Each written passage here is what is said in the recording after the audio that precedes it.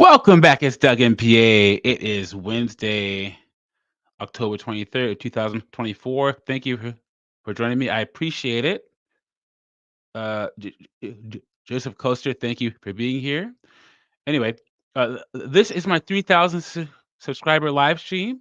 Thank you for subscribing to my channel and watching my videos, guys. I really, really appreciate it. Appreciate it. I only started posting videos, what, a year and a half ago, 2 years ago? And, yeah, 3,000 subs. Thank you so much. So on my channel, I I have a lot of numbers, a lot of stats, and I like to focus on a lot of those topics. And, JT, thank you for being here today. I really, really appreciate it. And so I keep a lot of tabs on things that can be shown tangibly through numbers on my channel. And there are also trends I like to follow. So I've done multiple stories on how these women, how single women own more homes than single men, right? Now, guys, own more homes. Watch the language there. Now, why would single women own more homes than single men? Divorce. Women have access to non-traditional forms of making money, like OF and all that stuff.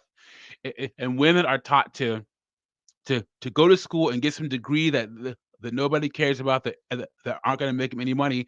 And then when they get a job in the housing market, they will their first thing is not to get a man, find a husband, is to buy a house, even if they can't afford it. Eviction rates are going up. Foreclosure rates are going up on women. I don't know why these women you're not supposed to take on a 30-year, multi-$100,000 commitment by yourself. You're just not. Rage Gamer, how you doing? Good to see you. So we're going to talk about modern women and rent and mortgages and how tough it is for these women. I'm gonna go over the crime files first. I have these two stories of women who have been accused of, are being prosecuted for, or convicted of various crimes. And then we're going to go over a couple of debt videos at the end. So make sure to like the videos, subscribe on the way in. I really appreciate it. It shows you support me, what I'm doing over here. And if you want to join the conversation, the link is at the top of the chat. And let's get into the crime files here. Oh, and don't forget that super chat button. All donations are appreciated. Let me share my screen, entire screen, turn the sound on. This one, share. So like it work. Let's get into the crime files here.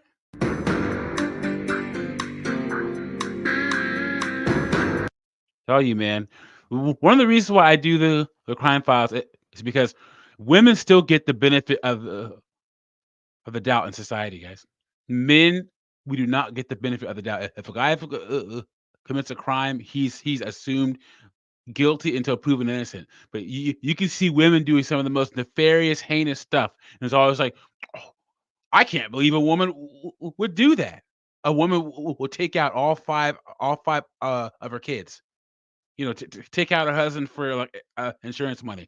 I can't believe she did that. We have to understand where she was coming from. Maybe it was some kind of trauma. No, and I say on my channel, guys, in 2024, women have as much or more of a proclivity to commit evil acts in 2024 because women are empowered like men, but they still aren't held accountable.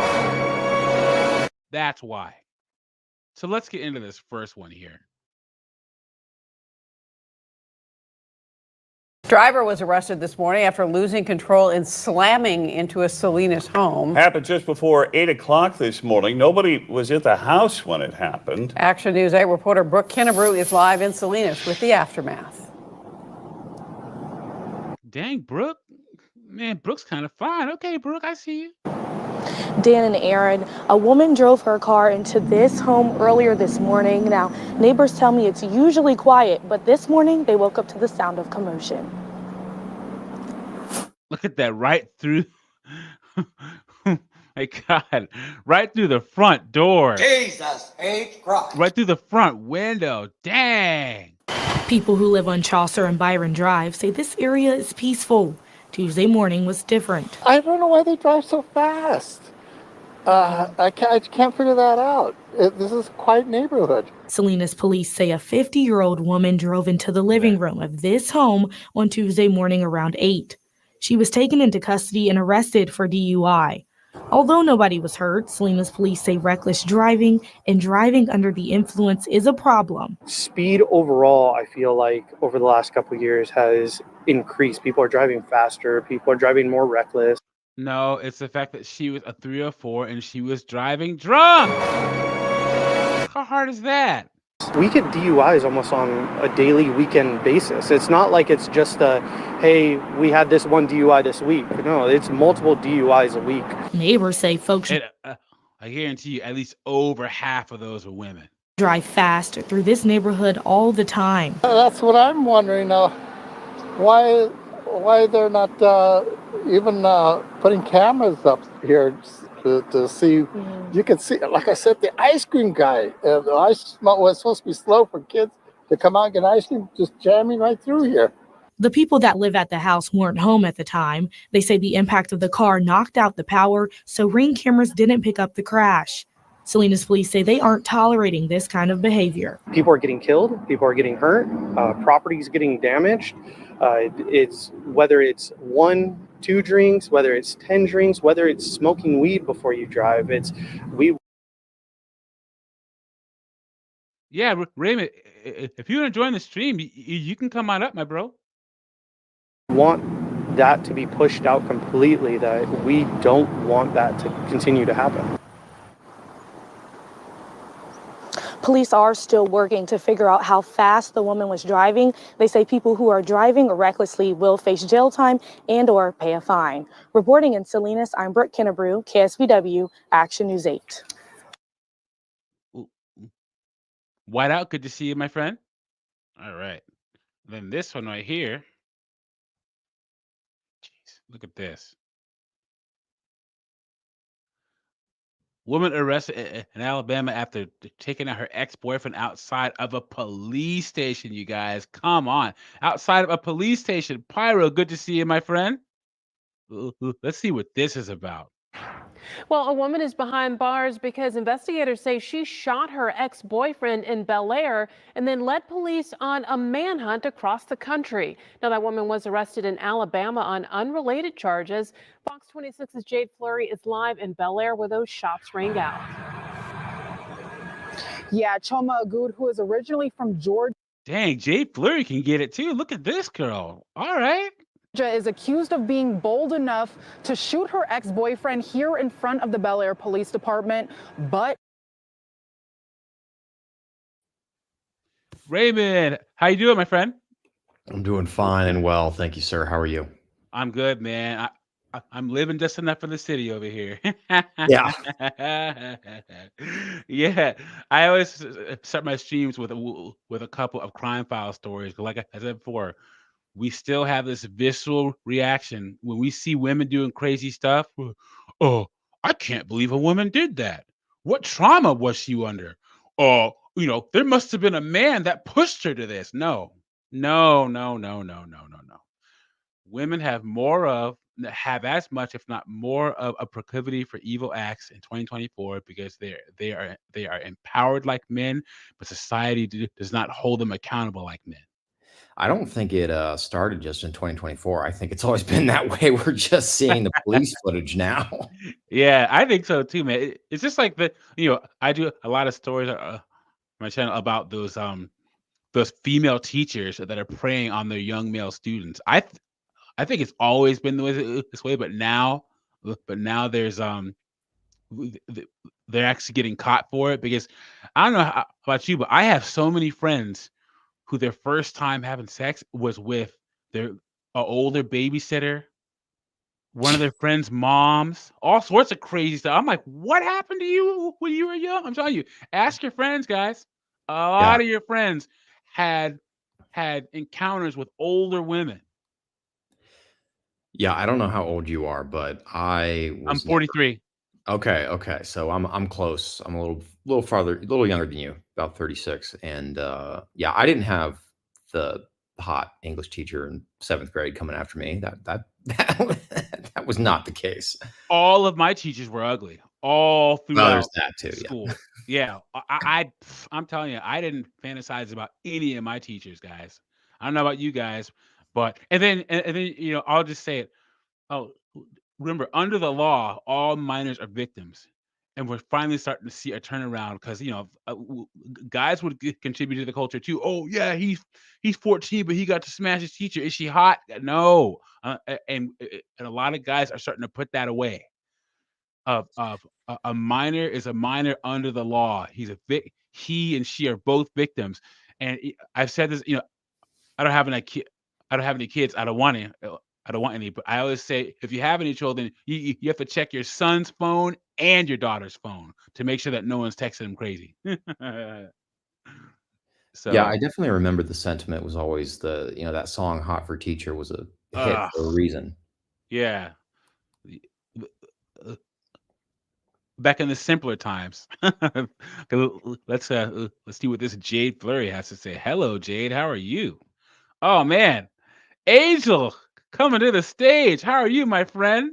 Hey, Doug. How you doing, Doug? Congratulations on the 3K, though, man. Hi, everybody. How you doing?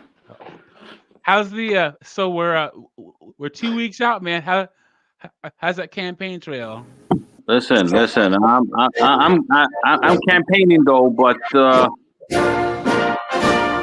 I'm campaigning. Yes, citizens. I'm out there campaigning as it is. Campaigning for you, the American citizen. Not for anybody else, not for some special interest. You. That's what I'm campaigning for, though. And that's okay. If the orange man don't want to campaign, if cackling Kamala doesn't want to, that's fine with me, though. The citizens know the truth, and that's all that matters. Thank you.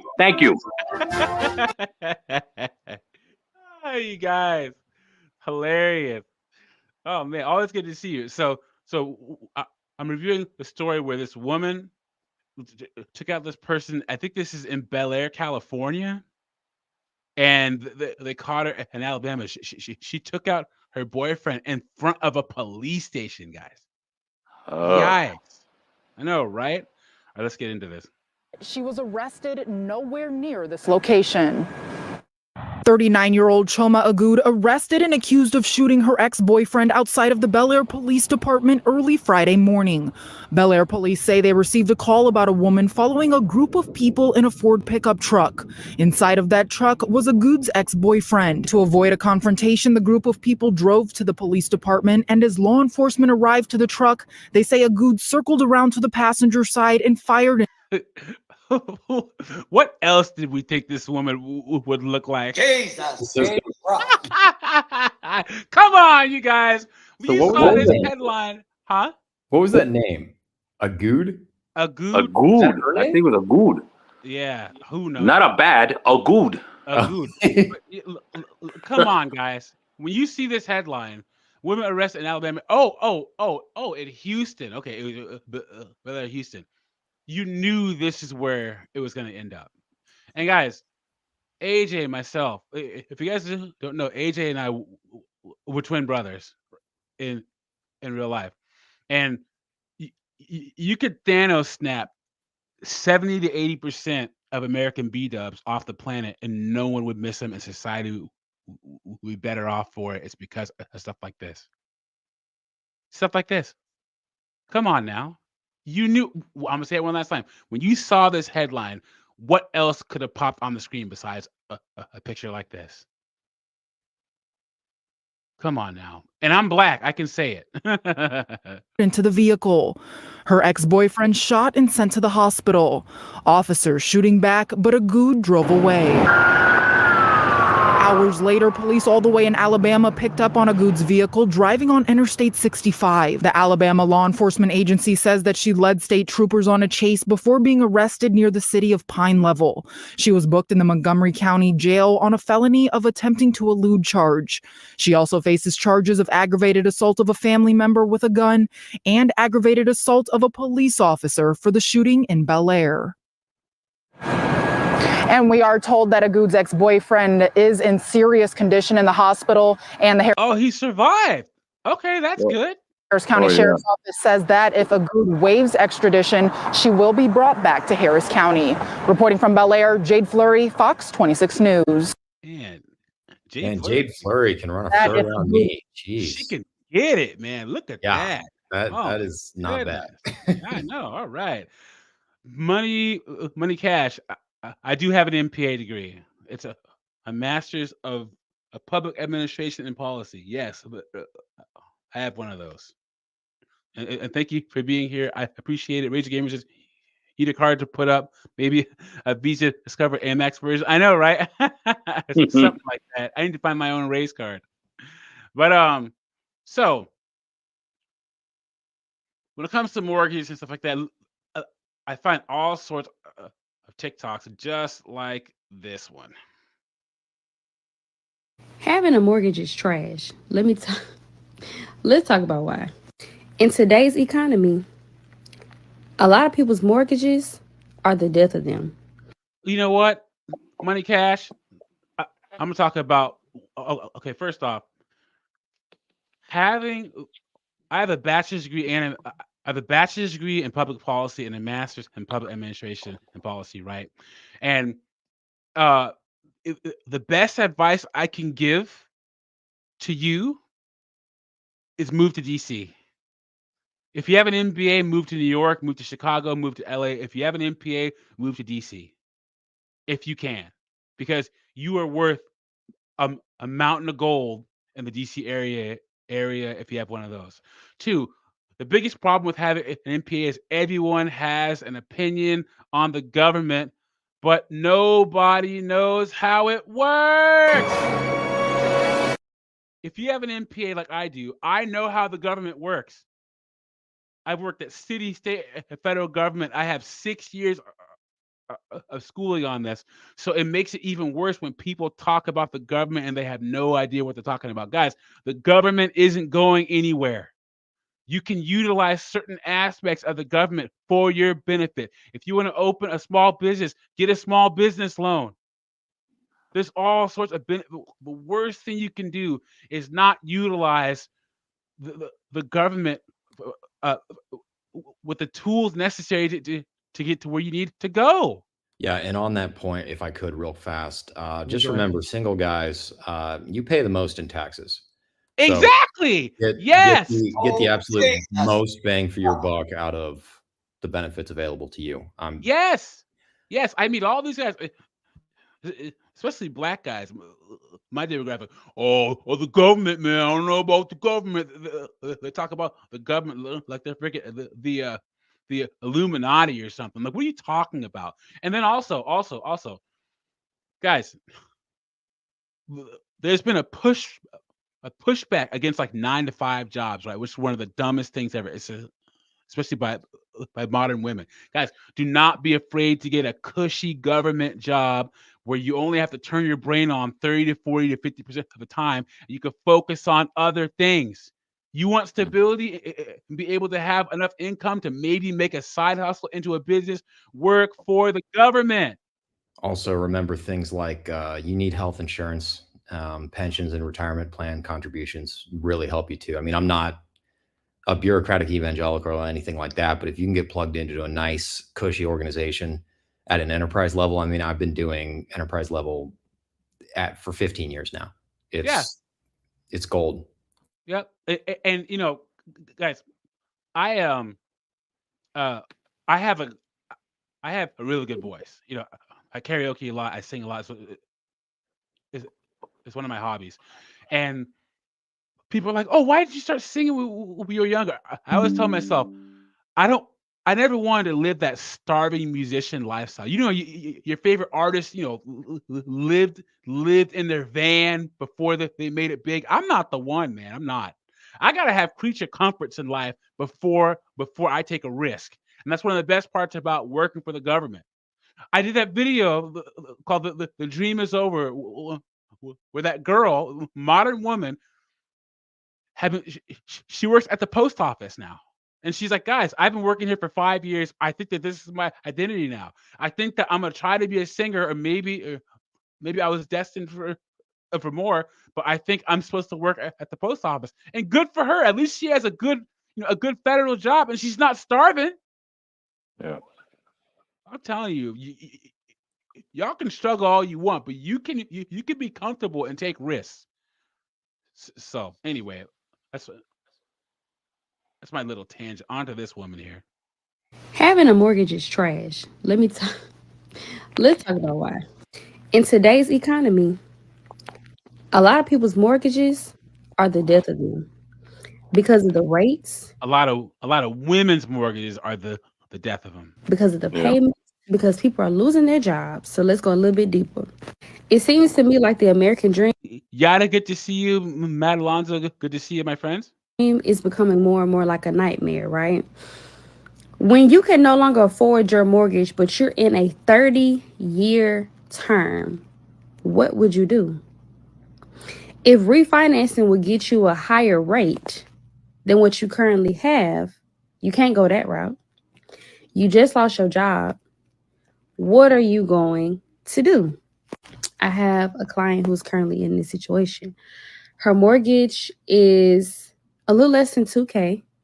She makes great money. I can't skate over that one right there. What's that? $2,000 a month. Yeah. I would love to know the specifics, what metro they're in, what their rate is, what the total take-home pay of the dual income, or I'm assuming that's a dual income. No, she's not. No. Never assume that nowadays, man. Hell no. Fair. No way. Nope. And then not only that, no. The biggest thing you should be asking, how much is this woman's student loan? That's what I want to know. What's the average balance now? Is it over $50,000 at this point? Yeah, it's about 48,000, 50,000. Okay. So almost, and ironically, I bet that's about the same price as a new car off the lot now. And Transaction price. And if you are in a major metropolitan area and a woman has a master's degree or above, she is at least $89,000 in student loan debt. Jesus. Oh, I think easily over. It's in six-figure territory. Oh my goodness. You know, you were just extolling the virtues of living in like the DC area if you had a certain type of degree, sure. But I have always been of the persuasion, and I say this quite a bit on my channel, that people are just going to have to start moving from major metro centers in the coast in order to be able to afford, because there's plenty of $100,000 houses where I live. Like, I'm just throwing that out there. Yeah. I spent 9 years in DC and moved to the South. And guys, let me know what you think about this, Angel Raymond. They say that 70% of American households are 1 or 2 paychecks away from financial ruin. And this is from the poor to the rich. And the reason why, like Raymond was saying about having to move, in DC, you have a $700,000, $800,000 townhome, right? Mm-hmm. So whoever is the breadwinner, most of the time it's the man, their entire paycheck goes towards the mortgage. And then the wife's money has to go towards the rest of life. So if anything happens to either one of them, the whole thing falls apart. Well, but look at what you just said, the rest of life. What's the rest of life to these couples, which are the majority of the household spending is being driven by the wife, period. She's got to have a brand new Tahoe or Suburban Escalade, big 3-row SUV for the kids. They're not going to be caught dead in a used minivan. They've got to go and spend $500 a week on groceries. They're not going to be. They got to go to the high-end grocery store. They're not going to Aldi. Like it's the spending habits, and of course they all come with 6-figure in student loan debts. Yeah. Well, it's not only with that though. It's just a matter of if she's going to be spending any money at all. Exactly. Whatever money she gets, she's going to hold on to it though. So it has to be the husband that has to come out of his pocket, for whatever amount he has though to cover just about everything. She could hold on to whatever she has. Yeah. What's the saying? It's her money and your money, but it's all really her money. Yeah, that's what it is. Yeah. Your money is the house money, and her money is her money, because that's one of the biggest okie dokes that have been pulled. It's I want to be independent in a relationship.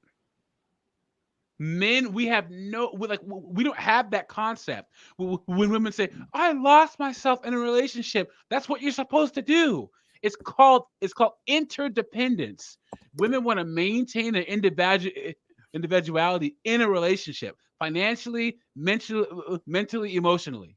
It's terrible. So men are making plans for them and their wife, and the wife is making plans for herself. Exactly. Telling you guys, it's awful. Are going haywire. Therefore, her mortgage has been on the back. How can I say this? Her mortgage has not been her priority to pay. I personally feel like she was. I know, right? How are you gonna do anything? How do you just casually backburner the rent, the mortgage? How does that become the last thing you want to spend money on? What's the mentality? That's why, guys, I'm 43. I've never owned a home. My goal next year is to finally buy a home, because I want to buy a house where like I'm gonna live for the next 30 years. In my career, I've had to move around. I've worked in like 9 to 10 different states. Anyway, do you guys have any friends that got burned by the rent moratorium, where they had some assholes? Sorry, don't cuss, guys. They had some freaking people living in their house, not paying them rent, and they had to call the mortgage company and say, "Hey guys, I can't pay my mortgage because my renters aren't giving me rent." Do you guys know anybody like that? Because I had a couple of friends. Yeah, they didn't really pull that crap here in Ohio, but I know in the bigger cities on the coast, it was a real issue. And I think it really only ended in California this past, March? Yeah, yep. I had a friend who had renters living in their house for, this is in the DC area, for a year and 4 months, no rent. Supposed to be giving her $2,600 a month. It's criminal. Yeah. And so after 14 months, they just moved out, never paid her. Well, and the mentality in society now is that landlords are evil. Anybody who's trying to make any kind of like entrepreneurial endeavor is somehow it's a deep resentment of not even just slight success, just any attempt at success is somehow resented now by the mass populace. Yeah. Yep. She was out of $36,400, guys. Jeez. Wow. And it's $36,400 behind on the mortgage for that house. That's why, guys, I'm telling you, if you want to do this whole, they say 75% of billionaires get there through real estate and stuff, but with the wokes nowadays, you better be careful about this whole renting thing. You better be careful, because like Raymond just said, you are seen as the bad guy. Courts will do everything except kick people out of your house. It's crazy, man. Be careful. Renting something versus getting a mortgage, she wouldn't be in this situation because of the rent prices in her area currently. What I'm saying is I want people to reevaluate their American dream. Really think about what comes with having a mortgage. Really think about what comes with renting an apartment. I'm at my mama's house now, y'all. We are officially out of mama's house. We are now paying rent. It's $2,000 a month. You cannot think in your right mind and in your wrong mind that I did not prepare for this. People get mortgages and they do not prepare for the rainy days. You should have a substantial emergency savings account. You should not have any credit card debt. Yes, you need a roof over your head, but you don't need that particular roof. There are different housing options out here for y'all. First off, having a B-dub with some sense, I'm going to give her a round of applause. Yeah, I'm impressed.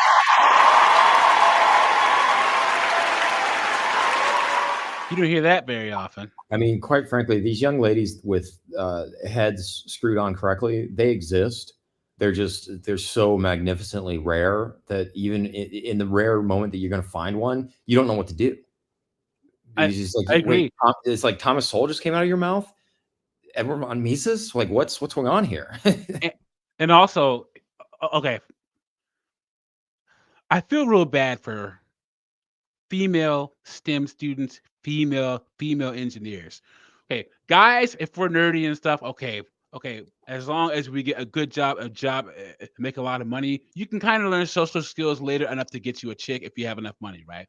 But like women have to pay the price even worse because if you're not in this if you don't follow the social norms of other women because you're like scientific or you're not very social, you pay the price, right? And that's the same thing with a lot of women with sense. If you have sense and you go away from the delusion and the foolishness of the modern women, these women pay the price. It's awful. Even more so now, like social media has taken this into overdrive. It's crazy. I think that there's a lot more women with sense than we actually realize, but it's being crushed by this social infrastructure put in place. Yeah, see, they're not on TikTok. That's the problem. Yep, I agree.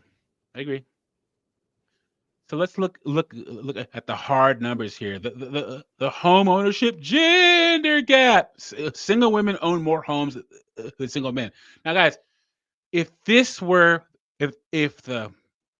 genders were swapped around and it said single men own more homes than single women, what would they call this? Misogyny? It would be some kind of crisis. We have a crisis of men owning more homes than women. You see, the Sleepy Joe's administration or Cackling Kamala's administration is going to address the gap between home ownership between single men and single women. But because single women own more homes, nobody cares. It says women typically lag behind men in pay. According to the U.S. Bureau of Labor Statistics, women's median weekly earnings are only 83% of men's. While research generally indicates women are less well off financially than men, one key area in which women are likely to fare better than men is home ownership. So Census Bureau data finds that single women who live by themselves are more likely than single men who live by themselves to own a home in 47 to 50 states. Our study also finds that single women own 2.71 million more homes than single men. Guys, besides divorce, put why single women would own more homes than single men in the chat. Most obvious one besides divorce, women live longer. Men live to be 72, women live to be 78. So they didn't put an age qualifier in the article. They never do, of course not. Right. Come on now. Yep. What's So the written by date on this? Say again, Raymond. What's the written by date? When was this published? January 16, 2024. Okay. Says across the U.S., single women own 2.71 million more homes than single men. Single women own 10.95 million homes, while single men own 8.24 million. Put another way, single women own an average of 12.93% of the owner-occupied homes across 50 states. The home ownership gap has increased slightly since 2021. Single women own 10.76 million more homes. So Delaware has the highest share of homes owned by single women. Wow. Has the largest home ownership gap. So Delaware, Louisiana, and Mississippi. And let me tell you guys, one of the reasons why women own more homes in southern states is because of female-dominated industries, guys. So I have another question on this article. And these stats, are they just saying single-family homes, for one? They're talking single women owning a home. A home, okay. They're talking about how they got it. Now, here's something to think about. How many of the homes owned by single men who own a business or an LLC that then owns the real estate? Like, I own my rental inside of an LLC. Am I gonna put that on here? Does that count as that doesn't count? Yeah, exactly. So how many more single males would own businesses that then own real estate and property? I would say so it would be statistically significant enough to skew the numbers, but right. I think that single women would still own more homes than single men, though. Mm-hmm. And also, guys, what is the difference in mindset of why a single man buys a house, wants to own a home, and a single woman? Raymond? Well, the narrative, I mean, it would be that the man, you're asking why the man would not own and a single woman would own? No, no. What's the difference when a man sets out? He's finally ready to settle down and buy a home. What is his mindset versus a single woman's? I'm going to mindset? live here till I die, or at least until my circumstances change. The permanence, right? I mean, that's Okay. Angel? also, I mean, it's quite frankly, on a monthly basis, it's cheaper to own. Okay. Angel? Well, okay. For the man, from my belief is that the man, when he buys a home, he's buying it because eventually he's going to have a family. He wants to have a family. Yep. So he wants to have a place for his family. When the woman does it, it's because of her ego or her prestige, or she figures that's going to bring her self-worth up. You know, so I it's agree. more like for a selfish reason, though, when a woman does it. Yep, I agree.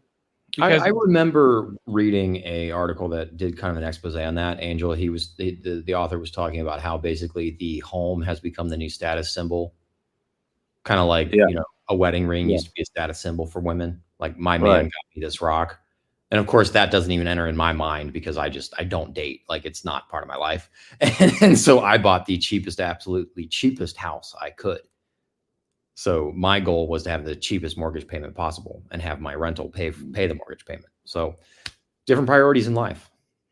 The best scenario, you guys go to a major city, get a good job, then move out to a red state where it's cheap to live and buy property there. Yeah, but you got to keep voting red if you move here, because well, of course, you know what I'm saying. Hey, you know what? I've been an independent for the past 4 years, and it's one of the best decisions I ever made. You know, I come from Western Washington, so you already know. Oh yeah. When I was younger, how I used to vote then, and I was a complete idiot. So let me tell you guys, and don't do that crap where when it comes to time to vote, you vote all the way down the card. Do your research on who's on the ballot. I don't know, Doug. I gotta disagree with you on that one. So these days, I mean, I'm a straight Republican ticket. I cannot vote Dem. What? If you have any sense, you wouldn't vote on the left, but there are still independent candidates that have good things to What was your first election? My first was second Bush. 04. Yeah, 04. Yeah. Yep. Yeah, I voted Ron Paul in 08. So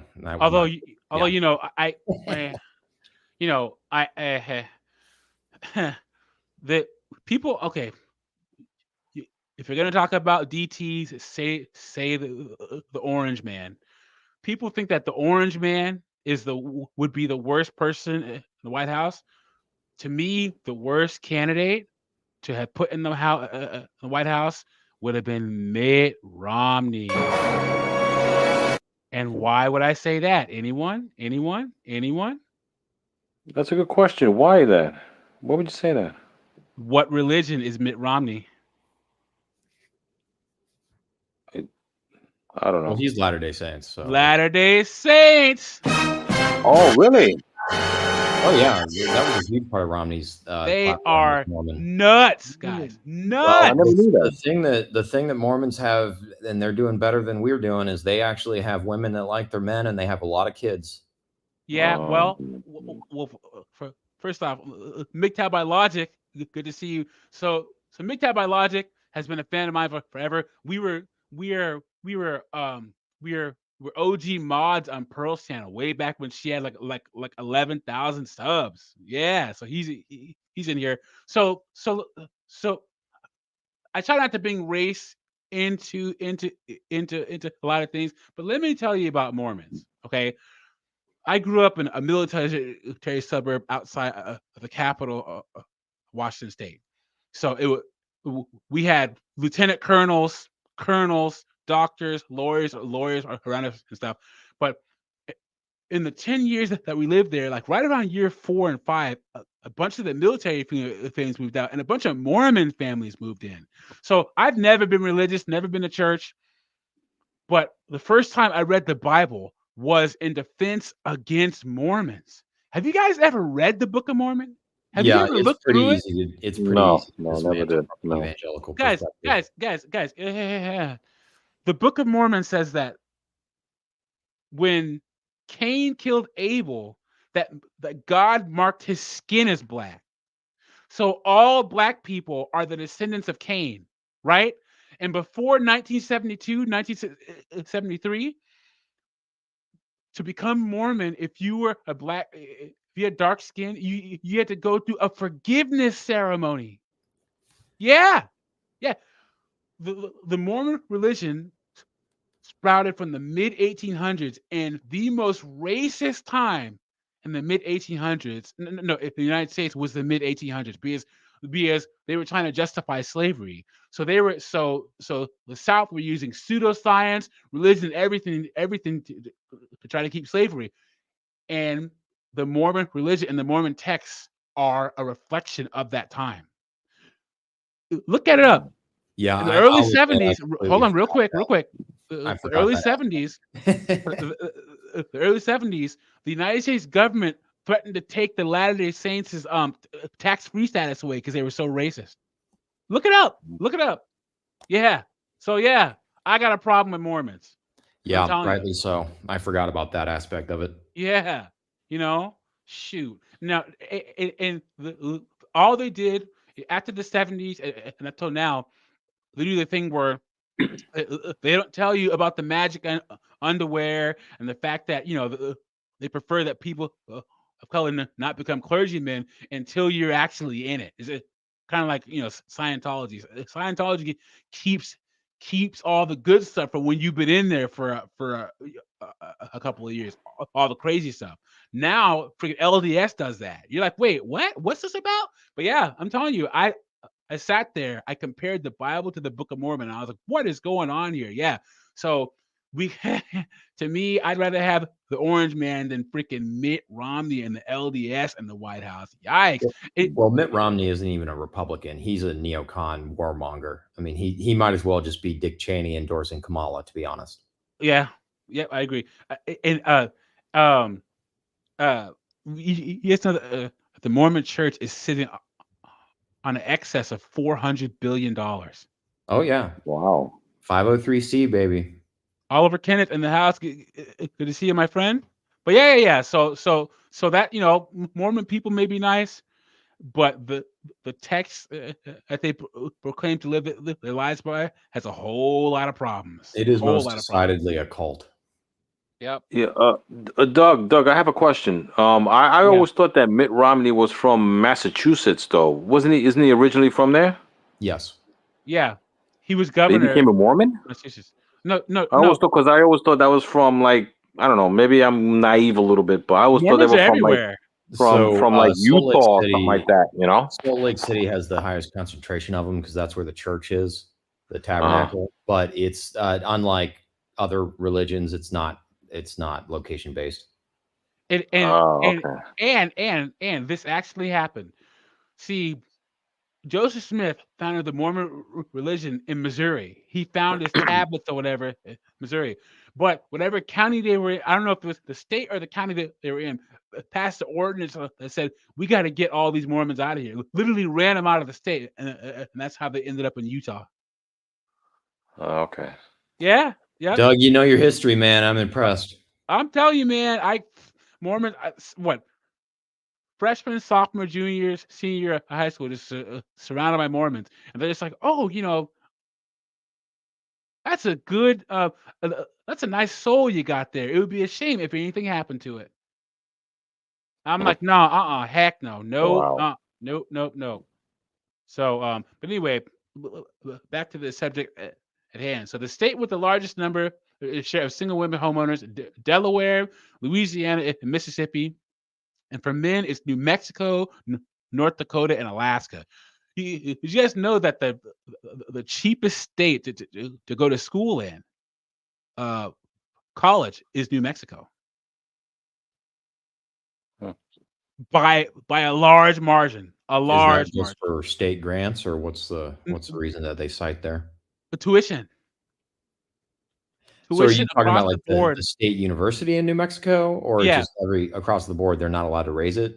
No. It's just in general, the cost. The cost of school in New Mexico is the cheapest, all across the board. Interesting. Yeah. Yep. Cheapest state. So, the states with the widest gender gap in homeownership rates is Delaware, Maryland, and Massachusetts. And these are the women owning more homes. Yes. Okay. So All it's blue just, states too. yep, doesn't surprise me. Despite this data showing that women generally earn less money than men, single women have the home ownership edge. Now let's see what they say as possibilities. There are a few possible explanations. Though it's relatively sparse, there's evidence that single women are more willing than men to make sacrifices to become homeowners. Further, while women generally earn less than men, that isn't always the case, especially among younger generations, according to Pew Research. In fact, women younger than 30 earn at least as much as men younger than 30 in 22 metro areas. In 107 metros, women younger than 30 earn 90 to 90% of what men in the younger 30s do. Yeah. These comparable, combined with a great home ownership desire, could contribute to higher home ownership rates amongst single women. It's just women are more likely to just they make less money. They're in jobs that are less stable in the freaking economy. They have degrees nobody cares about, student loan debt, but they're just gonna get into a 30-year, $400,000 or $500,000 commitment and just wing it, live on a prayer. And men, we are too smart for that. Like, no, that is the difference. So let's see this woman here.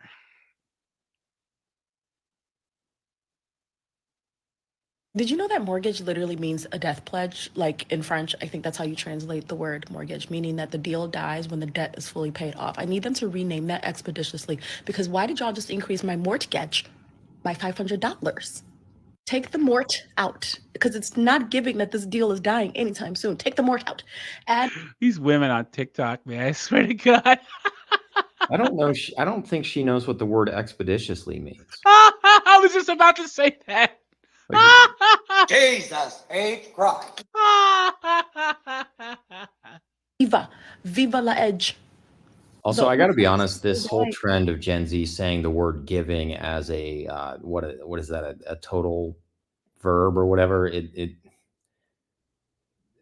awful. Not a fan. It's giving broke vibes. It's giving broke vibes. Oh, it's awful, dude. Ugh. But guys,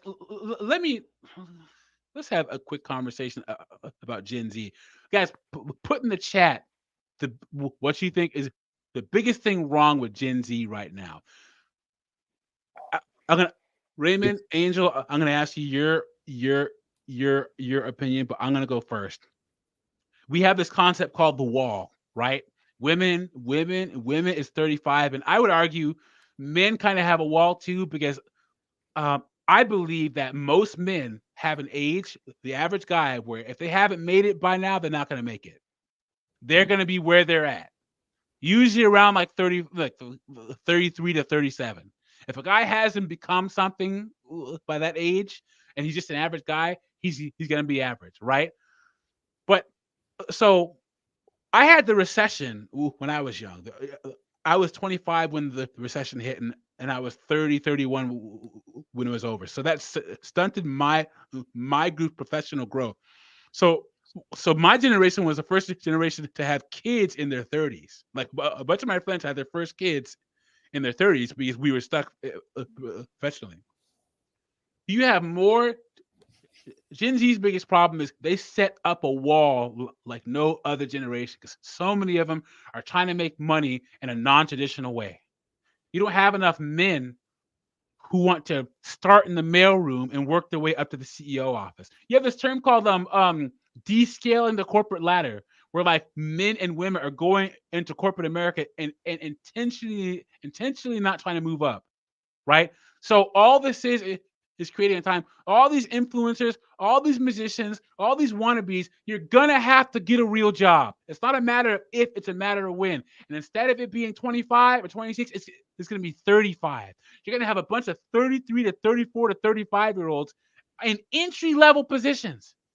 And then they're gonna be bitching, why don't I have more in life? It's not fair. Rich people should give us their money. We should tax more because I'm 35 and I can't afford anything. No, you are young and you are stupid and you wasted your 20s instead of working 80 hours a week like you should have. You were filming TikTok videos. That is the biggest problem with Gen Z. What do you think, Angel? Yeah, I agree with you on that though, and also they're like I guess I'm probably like what you call it piggyback on that though, because all they want to do is just try to find a quick way to just make the money as it is anyway, because they already have the self-defeat attitude that, well, I'm not going to be able to afford this or afford that though, so they figure, let me go on TikTok and let me be an influencer and do this. And from what they went through, they're just going to give horrible advice though, because they've been to some traumatic experiences as it is anyway though. So all they're doing is just leading the blind into a fallen pit. By doing that though, instead of just sitting there planning and go through the journey and say, okay, well, I can make $1 million, I can make my 2 million in about 20 years or so on and so forth though. They just want to do things quickly though, because they already have the self-defeat attitude of, well, I'm not going to be able to do this at a period of time, so let me go and do this. This is much quicker, much easier. The quick rich, get rich quick scheme, that kind of thing though, which doesn't work. And then they wind up, being, disappointed, and then next thing you know, they're taking medication because they can't handle it and that kind of thing. Though it's ridiculous. That's the way I look at it. My mental health. Oh, Yeah. I'm gonna cry. And it's like, no, you should have started what you started when you're 35 and when you're 25. Raymond, what do you think? Biggest problem with Gen Z? So you have to qualify the question. What demographic of Gen Z are you talking about? I'm talking 17 to 27. Well, sure. Okay. Age demographic. I know what Gen Z is, but you have to split that out. Are you talking about Gen Z men or Gen Z women? And are you talking about the college educated and non-college educated, the trade skills guys, or, the blue collar worker guys who are actually out there getting it, making $150,000 a year at 27 years old as a plumber? Or, well, okay. How about this? The majority. The majority. Okay. Because what you're talking about is the minority. Yeah. Are there people getting it? Yes. Are there less of them now than ever before because of the ultimate distractor of social media? I believe that yes. So how about the majority of Gen Z? What's the number one thing that young people want to be when they grow up now? It's no longer social media influencer. Yeah, exactly. It's no longer the quarterback of the Eagles or whatever. It's social media influencer. That's what they aspire to. And when you're speaking about men specifically climbing the corporate ladder or not climbing the corporate ladder, you have to also take into consideration that a lot of guys have wised up to the fact that most women don't want us and we're not getting married. We're not having families. So we're going into self-employment and entrepreneurship and not necessarily wanting to climb a bureaucratic corporate ladder. So I can forgive some of the men for not wanting to climb the corporate ladder, but the girls whining on TikTok about not being able to afford their $2,000 a month mortgages because they don't want to take, they have $80,000 of debt to pay off and a Tahoe to pay off or a Tesla to pay off or whatever they're paying off. And they don't want to, those social media girls that were on TikTok showing the day in the life of them, of their $300,000 a year metal job that was really just going and grabbing coffee and going up and down the elevator. And then the next video, oops, I'm fired. And then their next video is Raymond, bro, there's nothing worse. There's nothing because and AJ brings this up on his stream a lot. This whole tech girly thing, guys, most women you see, they're not actually in tech. They're tech adjacent. So not only are you working at Meta making $300,000 a year, you're not even a software engineer. So I actually, my W-2 gig and my self-employment, I'm actually a web developer. I've been doing that for going on 20 years. It's 15 years solid now. Good job. Most of these women in tech, they're project managers. which Yeah. are basically glorified babysitters that move tasks from in progress to complete. They don't do anything. And Yeah. now I will say this: there is an exception. I do work with a woman. She's my age, but she's a very talented developer, and she has put in the work. But she also is single and owns a house, so she could fit in with that single women that are homeowners demographic. I'm gonna ask you, does she have all of the personality traits of a developer? She is. Is she kind of So quiet? you know that show Critical Role or whatever? It's Dungeons and Dragons kind of stuff. She's a wonderful person. I love her a lot. She's a wonderful human being. Doesn't run in the same social circles I would. Let's just like put it that way.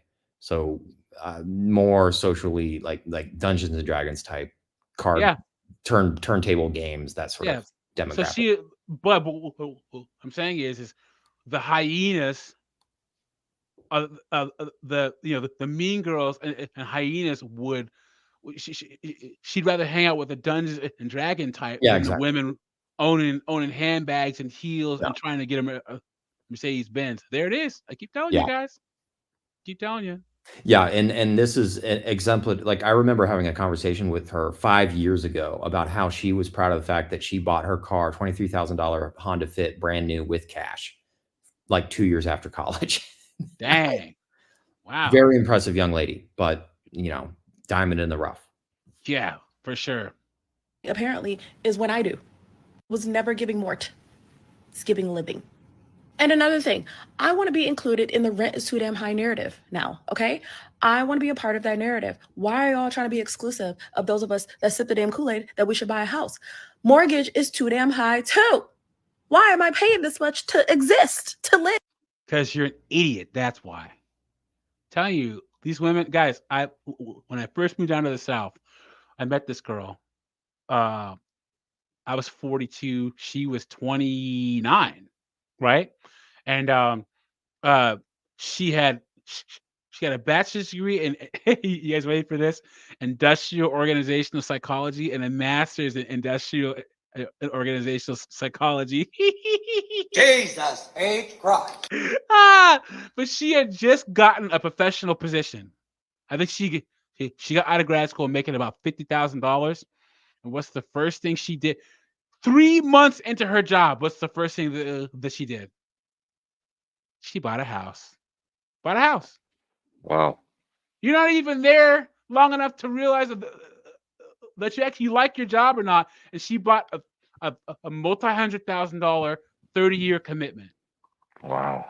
I said, "What are you doing?" And then this was before the student loans started back up, because she had about $60,000 in student loan debt, and she thought that Sleepy Joe was going to pay him off, but he didn't. So she's like, "Oh my God, student loans are starting back up. I don't know how I'm going to pay my student loans with all this debt that I have." Man, do not get me started on the student loan debt forgiveness stuff. I could rant for an hour.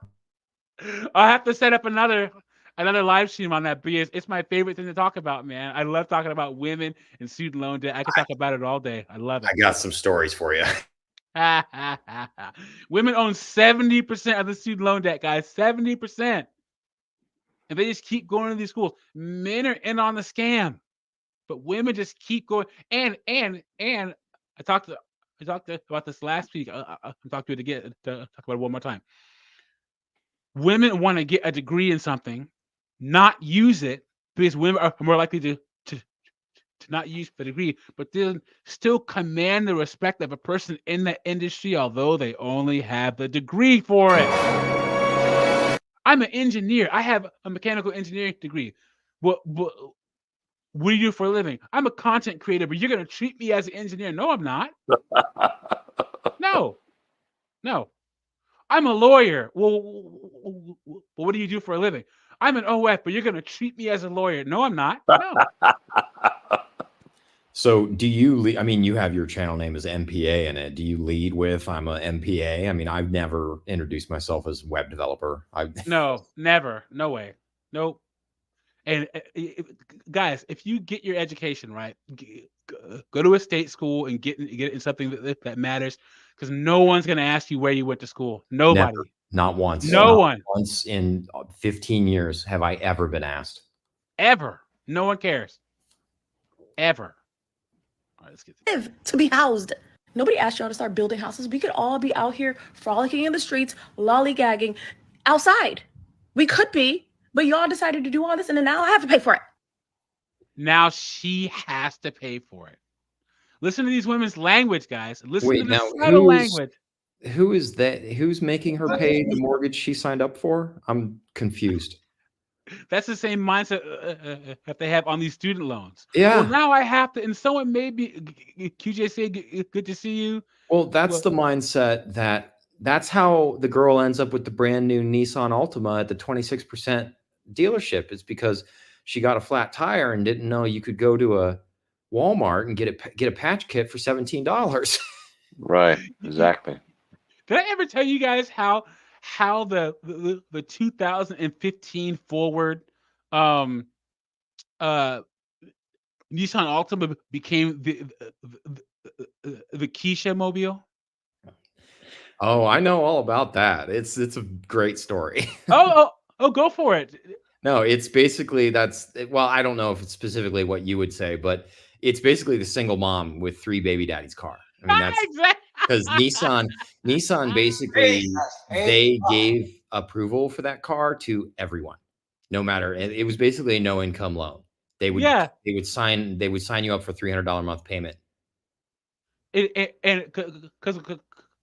I had a 2010 Nissan Altima. It was a great car, right? Yeah, exactly. But that's what's sad about it is it's a beast. Like it's great acceleration. That CVT, if you take care of it, it actually lasts. The engine's not bad. It's a big sedan. It's a great car. What happened was the 2015 redesign was kind of too bland, right? And by then, the Camry and the Accord caught up, right? So they had a lot more stock on hand. So what happened was, most of the time, if you go to JD Byrider, Drive Time, Drive Right, and CarMax, you get used cars. Well, to offload cars, Nissan sold new car stock to all these high credit places or no credit places. So you could get a new Nissan Altima at freaking a CarMax, a 2017, 2016, because Nissan unloaded a whole bunch of the new stock of Altimas to high risk credit car sellers. Yeah, That's how Keisha got a hold of them. For people that don't know, unless you're paying cash, do not go to CarMax. Their interest rates start in the 30s. Yeah, yep. And they don't allow outside financing. But however, if you're interested in like a late model Camaro or Mustang or something like that, their prices are actually more competitive than most dealerships. But if you're paying cash, like if you're rolling in there with $30,000, you can get a decent deal on a nice sports car. Yeah, but if you're financing, forget about it, man. Yikes. My mortgage has gone up another $200.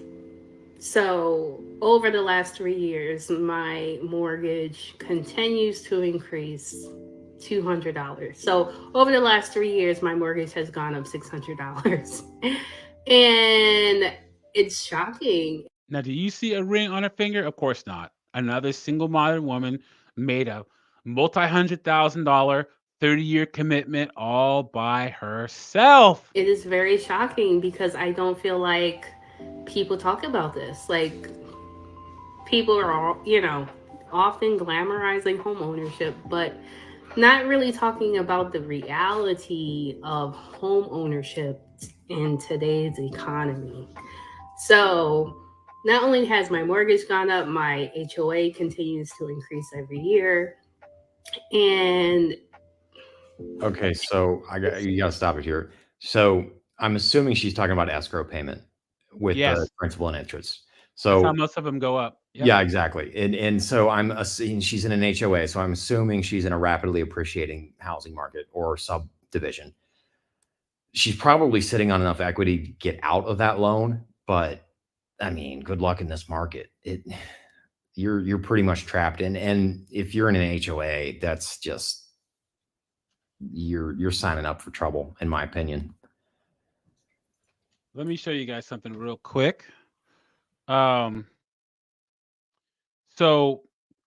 I read this article about Tampa's housing market. Guys, you were talking about bottoming out, man. Like this guy, one trying to sell my house in Tampa, Florida.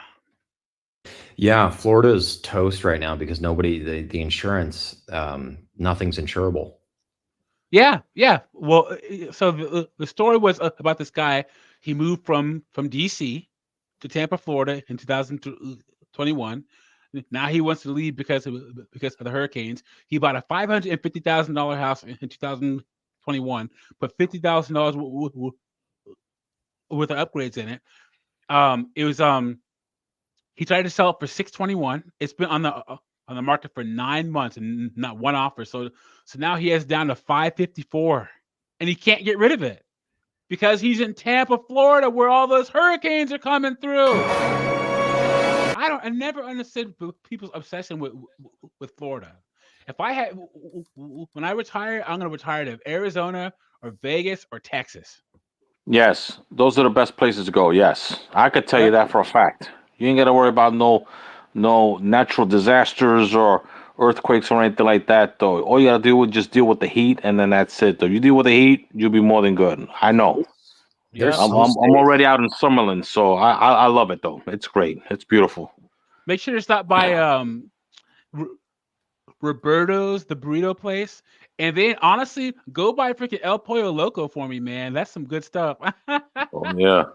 Well, I don't know about the burritos, though. I don't know. I think it probably burn a hole in my stomach as it is anyway, though. So I just stay away from all that. So, What were you saying, Raymond? No, I was just saying there's some states where there actually there's no property taxes and also no income taxes. I don't know this off the top of my head, but I know that Kentucky is considering basically eliminating property taxes in favor of a universal sales tax. Yeah. Sales tax is actually the only tax that I'm on board for because it's a basic use tax. Well, so look, people talk trash about Texas and how Texas passed all those laws to become business friendly, but it's working, man. Everywhere, the businesses are still moving to Texas. Yes. Still. Yeah. You're gonna see, and you're gonna see a lot more states follow suit, man. I'm telling you, especially now that people have options as to where they want to move to. Shoot. But anyway, let's get back to this lady here. It's all shocking. It is all shocking because I feel like it's not spoken.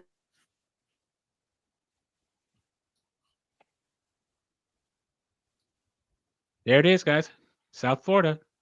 I guess this is something I'm gonna have to get used to because everything is sky high here. The property taxes are high, the cost of living is high, and so I guess it's something that I need to prepare for every year because it's just expensive to live here. But a lot of times when you think that you're buying a house, you think that you're going to have this set rate and that you're good and you won't have to handle you won't experience. Oh, okay. Look at Oliver Kenneth here. He says one thing about Texas.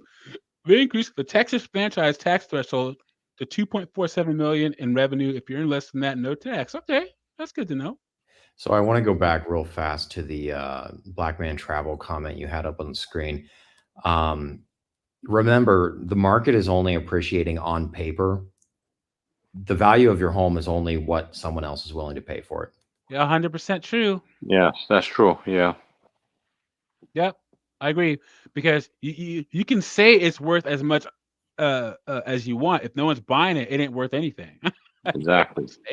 Exactly. Yep. Any increases like you would if you were renting, but reality check, you will experience some increases, especially depending on where you live at. So I just wanted to make this video to bring awareness around the situation that your mortgage payment can and will increase.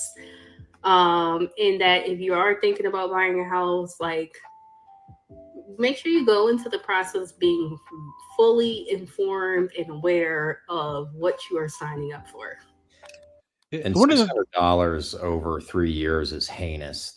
I would be interested to know what her principal and interest payment is on that, because that's a lot to go up in 3 years. One of the things with modern women, guys, I've done multiple stories on my channel about advice that women give other women, like a financial advice, and how much of this financial advice is just common sense. Yeah. Most guys, we know this already. We know this. If you ever listen to female financial advisors, it's like they're talking to children. Now make sure to have at least $1,000 set aside for a savings fund. And these are the 44% of women don't even budget. 44% don't even have a budget. So they know how much is coming in, but have no idea how much is going out. And one more story. Doug, let me ask you a question though. With all these videos that these women come out of, you figure maybe majority of them, they really don't make an effort in, like, doing their homework and to going to make a move like this, and then when they get into it though, it's like a big shock to them. Of course. And it's like, now they figure, okay, now I know what's going on, so let me tell the world what's going on, even though majority of us already know how the situation works though. But that's my thing, is that maybe they just don't do the homework before they even get into it. No. It's all okay. Women, if they feel like they have to have something, they're gonna get it. Oh, they feel like their feelings. No matter the Okay. cost. For me to feel like, because how many stories have I done on my channel where a woman has a bachelor's degree and a master's degree and a whole bunch of student loan debt, but she's living her best life anyway? She's going on trips, doing all this crap. You should be staying at your parents' house and paying off your student loans. You're staring at Exactly. $240,000. You're staring down $240,000 in student loans, and they don't care. So what makes you think they're not gonna do this when it comes to a mortgage? Yeah. It's the same thing. Women with just their emotions about the lifestyle they deserve and the things they want will override that the feeling of like being in debt, the freaking urgency, all that stuff. Will just override it. It's crazy to me, guys. I hate debt. I hate it. I hate debt. I hate looking at it. I hate staring at it. I hate owing anyone money. Yeah, me too. Yeah. It makes you feel like I can't even describe it. It just makes me feel like I'm just not, I don't have integrity. I can't stand on my own 2 feet. But women don't care about it. And this is some of the best advice, guys. Some of the best advice my father ever gave me. Two pieces of advice. One, those who don't have to won't. Yeah, that's true. Those who don't have to won't. And women, they don't have to still, so they won't. And then another one. Life is gonna suck a lot of the times. What are you gonna do about it? Right. If you can answer that question, you will be successful in life. And women don't know how to tackle both those concepts.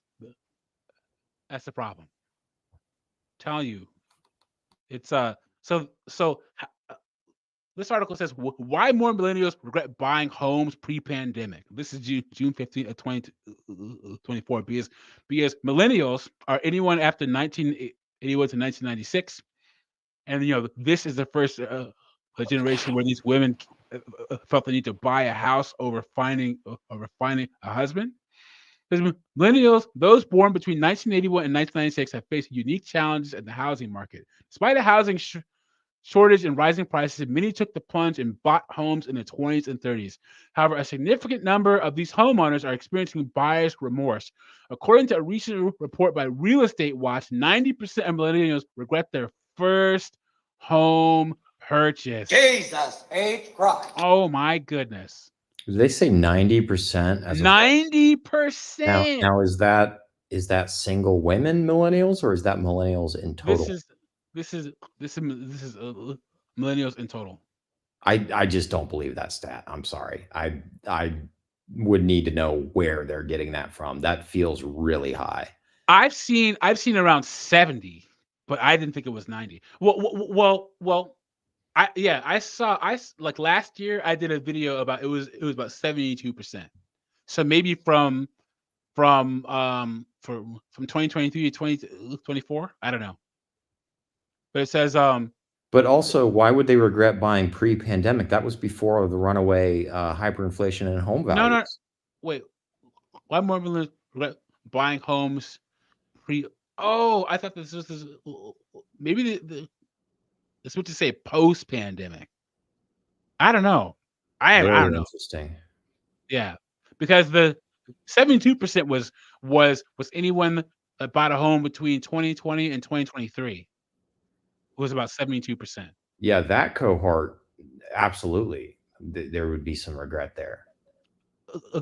Conquering Wanderer in the house, Ronnie in the house, Black Man Travel in the house, QJC. Always good to see you guys in here. Don't forget to like the video, subscribe, and drop a super chat because all donations are appreciated. And once again, thank you for the 3,000 subs, you guys. I really appreciate when I was just a little background on me. I said it multiple times. I was actually helping some before I started posting videos. I was writing scripts and helping some larger channels with their podcasts. And then AJ started making videos. And he's like, you should really start making videos. I said, all right, cool.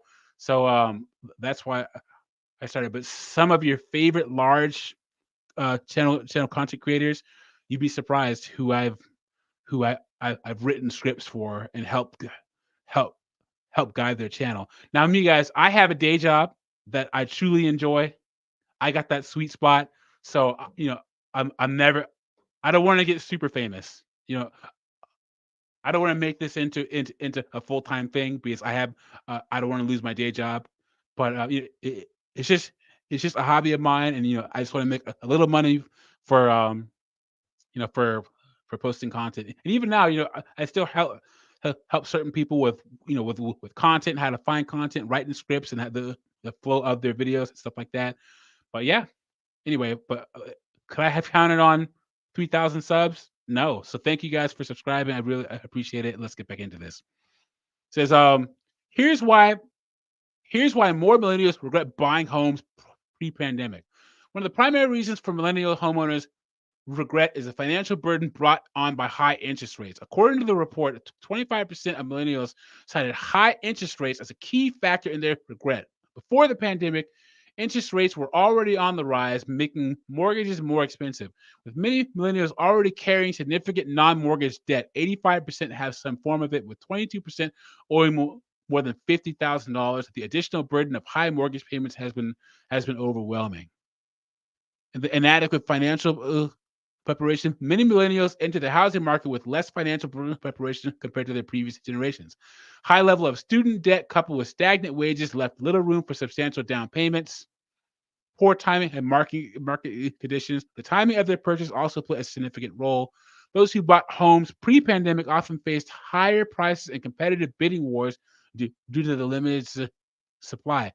This still isn't making sense pre-pandemic because that was what was going on during the cough, not before. Anyway, those who bought earlier missed out on these lower rates, further fueling their regret. Location and neighborhood issues, unanticipated costs, and maintenance costs. Yeah, and mortgage rates were 2.47 in 2021, 20. Yeah. Let me see. Crazy low. I mean, you're getting paid to basically not pay off your mortgage at that point against inflation. In 2019.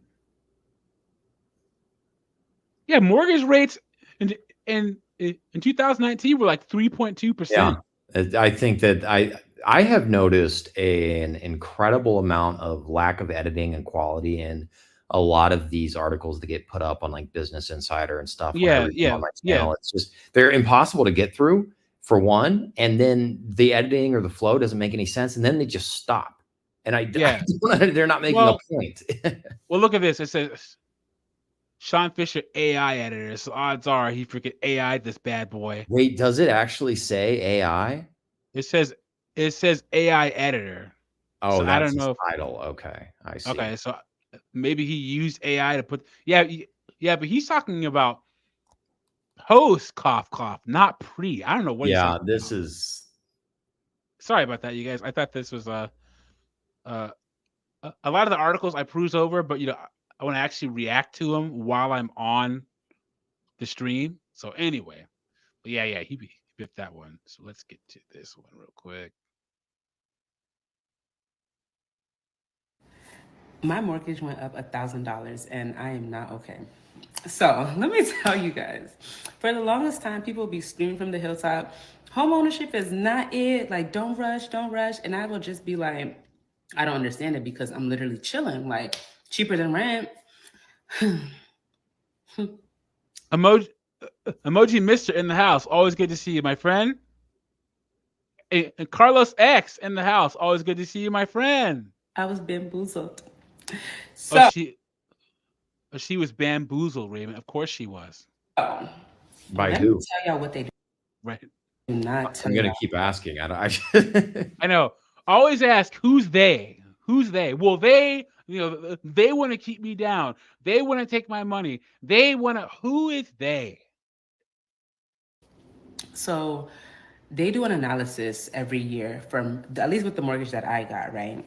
And so they did an analysis and basically my mortgage increased by $1,000. And I asked them why. And they were like, something about my house is a new build.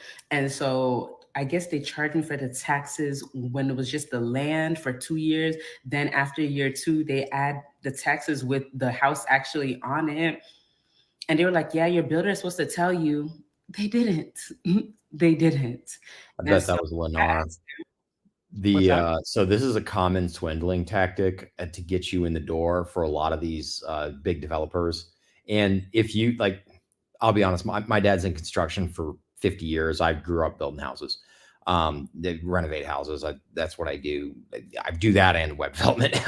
But a lot of these new builders, they will basically get you in the door, promising you a set monthly payment, and they'll subsidize an interest rate for 3 or 5 years, well below what the banks can give you. And then when you're in there for 2 years and you forgot to save money because you were trying to fill your house with a bunch of crap, they hit you with the new assessment, because every 2 years, most states, Ohio's doing it right now, they reassess all the properties. And once they realize that, oh, that cornfield is now 47 homes and they're all worth $500,000, everybody gets an assessment for $500,000 instead of the 20 grand a lot that it was actually valued at in the county level. So be wary of new builds is my point. Noted. Definitely noted. Them, can I sell the house? And they were like, there's no equity in it. You guys see me smiling, but come next month, I'm literally going to be in tears because $1,000 extra a month, I legit want to move back home and live with my parents. But I don't have that option. She should move her parents in and charge them rent. Yeah. Guys, you know what? Let me say this right now. Better Bachelor, I've been watching him since he started, right? Yeah. And he's one of those guys. Look, man, if you are a man and you have a good job or you're trying to get somewhere and your parents can provide you with a place to live rent-free, live with your parents. Live with your parents. I'm dead serious. A lot of people will try to shame you. Live with your parents and stack up money.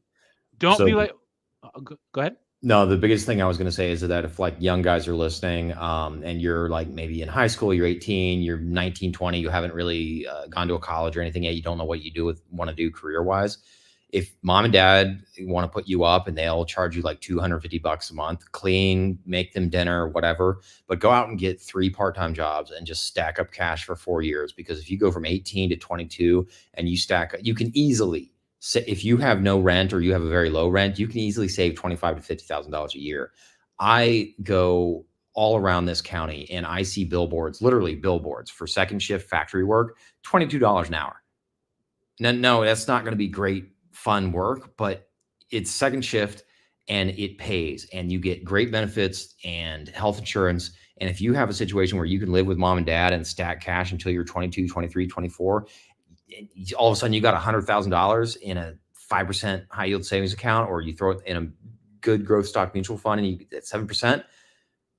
That's a down payment on that new build that this young lady cannot afford now. I'll do you one better. No, I was just going to say, and so instead of putting 3.5% down, you're putting 20% down. I'll do you one better. Guys, if you get divorced, if your wife leaves you, and your parents can facilitate you living with them while you get back on your feet, it doesn't matter if you're a grown man in your late 30s, early 40s. Especially if you have supportive parents who can help you get through the mental anguish of your broad freaking picking up and leaving you, or they can be there for you to help you navigate the paternity court process. Move in with your parents, guys. Yeah. That's a stigma that's a stigma that women put on men. One of the things about the red pill is getting past female shaming you. Move in with if you come home and your wife says, I want a divorce, go file first, file for custody, and tell your mom and dad, look, mom, dad, I'm coming home. Live with them. I'm dead serious. 100%. 100%. I'll admit I lived with my parents for 1.5 years when I got sober a couple years ago. I had to have the support and they were there for me. So never underestimate your relationship with your parents, and honestly go hat in hand. I was 32 years old and I went hat in hand and my dad, I said, I can't do this on my own. And yep. You know what? I'm going to my give life you completely changed. I'm going to give you a round of applause, my friend.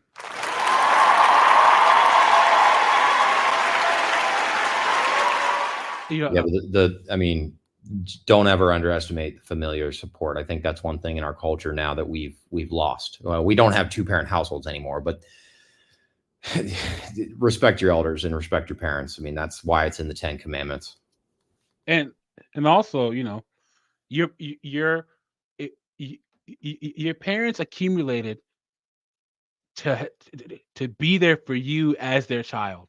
Okay, and so that's one of the biggest problems with the Black community. We have too many Black children paying what's called the Black tax, where like one kid's made it and has to support everybody else, or our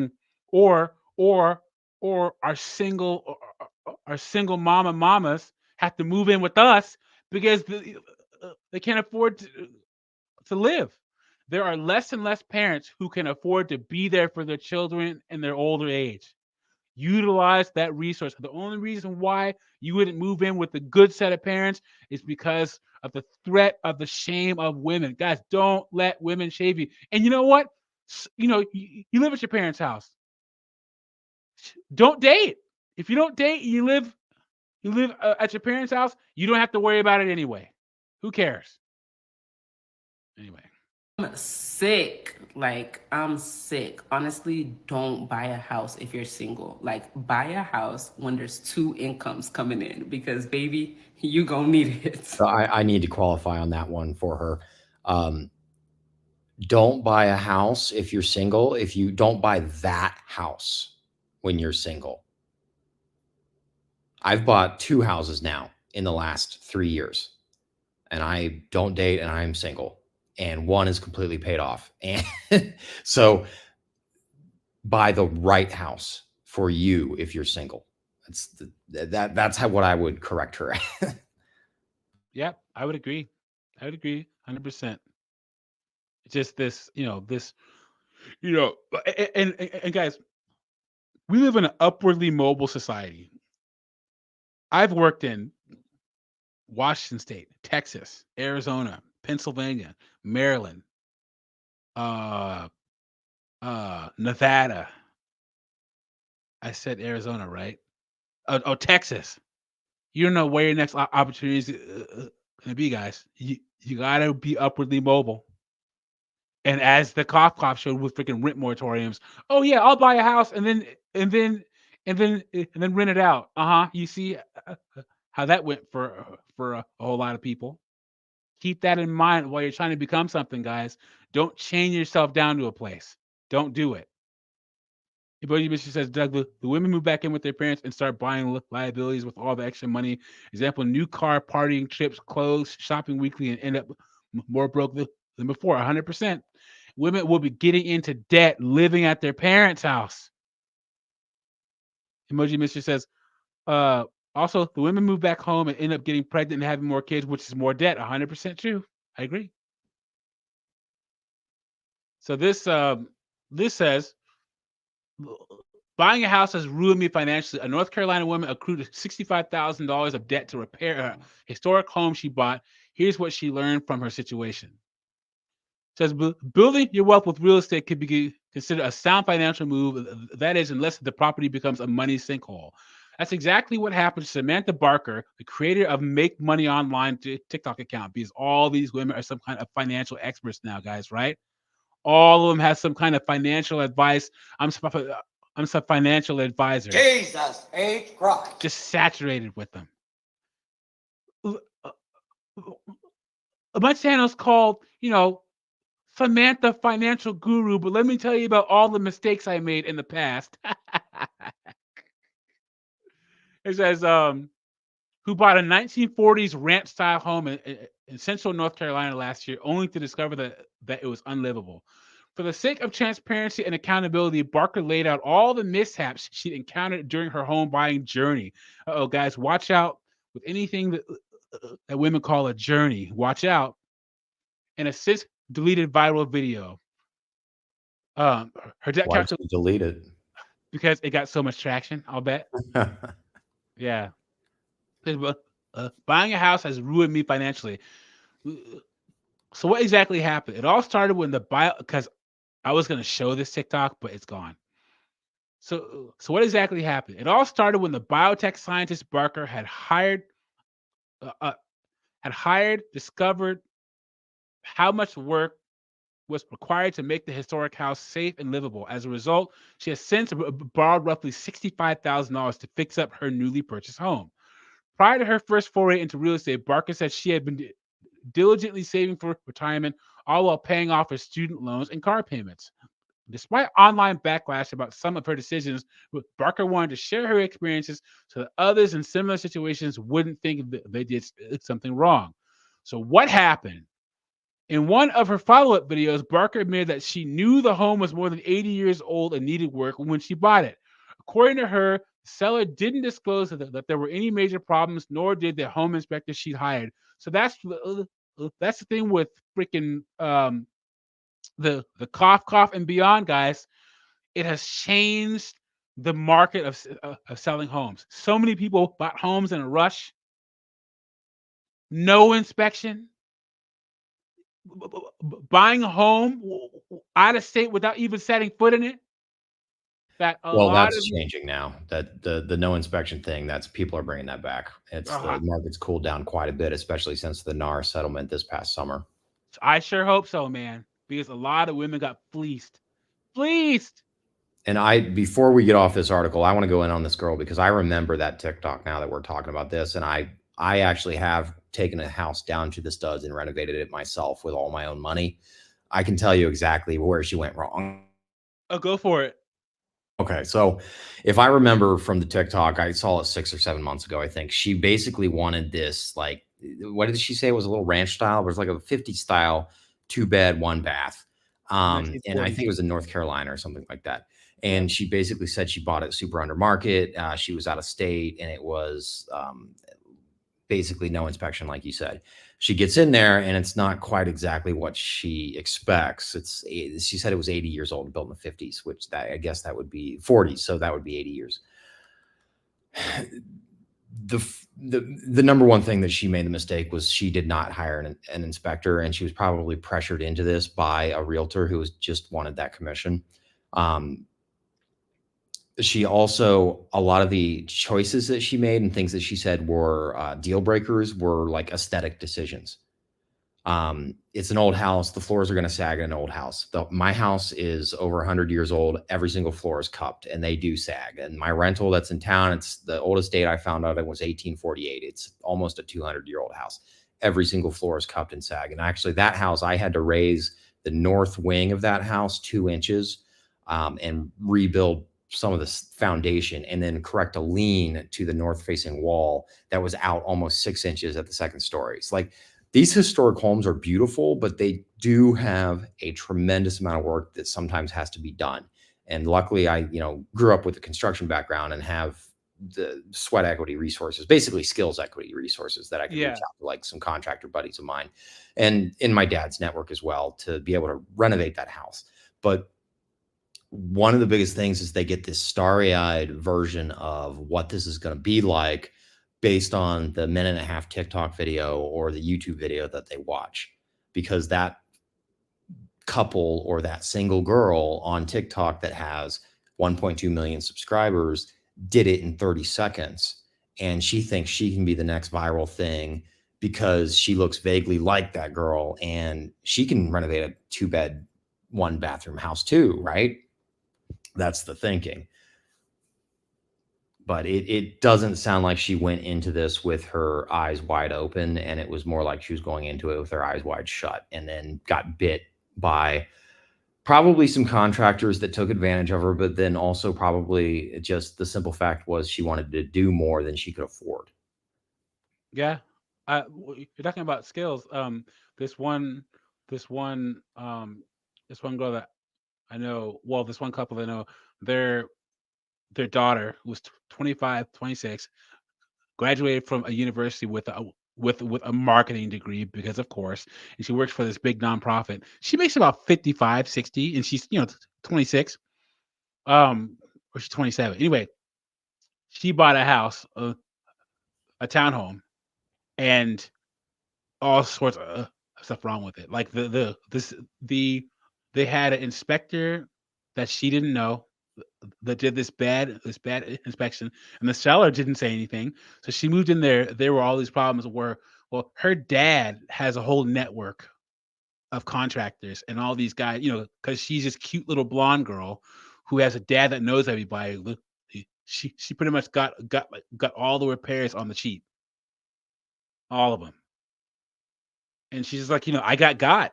And I'm like, doesn't your dad know someone who's a home inspector yeah, but they insist on this certain inspector and all these different things. Yeah, but the roof was messed up, the siding, all sorts of crazy stuff. But So one of the unfortunate byproducts of the you're calling it the cough era real estate market was this intense, it sounds cliche, but the intense FOMO and fear of missing out, because everybody was stuck in the house with their significant other, or they were stuck in their house alone, staring at their wall, working from home, realizing that they hated where they lived.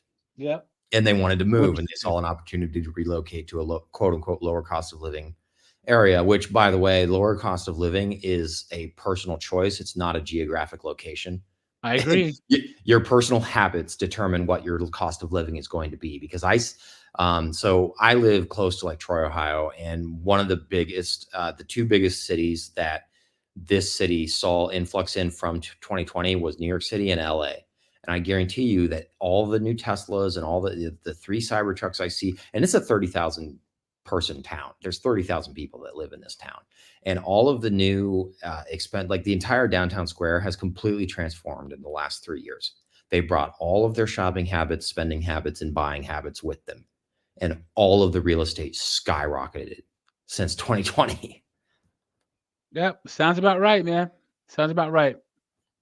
It's I don't know if you know this, but for the last couple I think it was up until 2 years ago, the number one city that American expats were retiring to was Quito, Ecuador.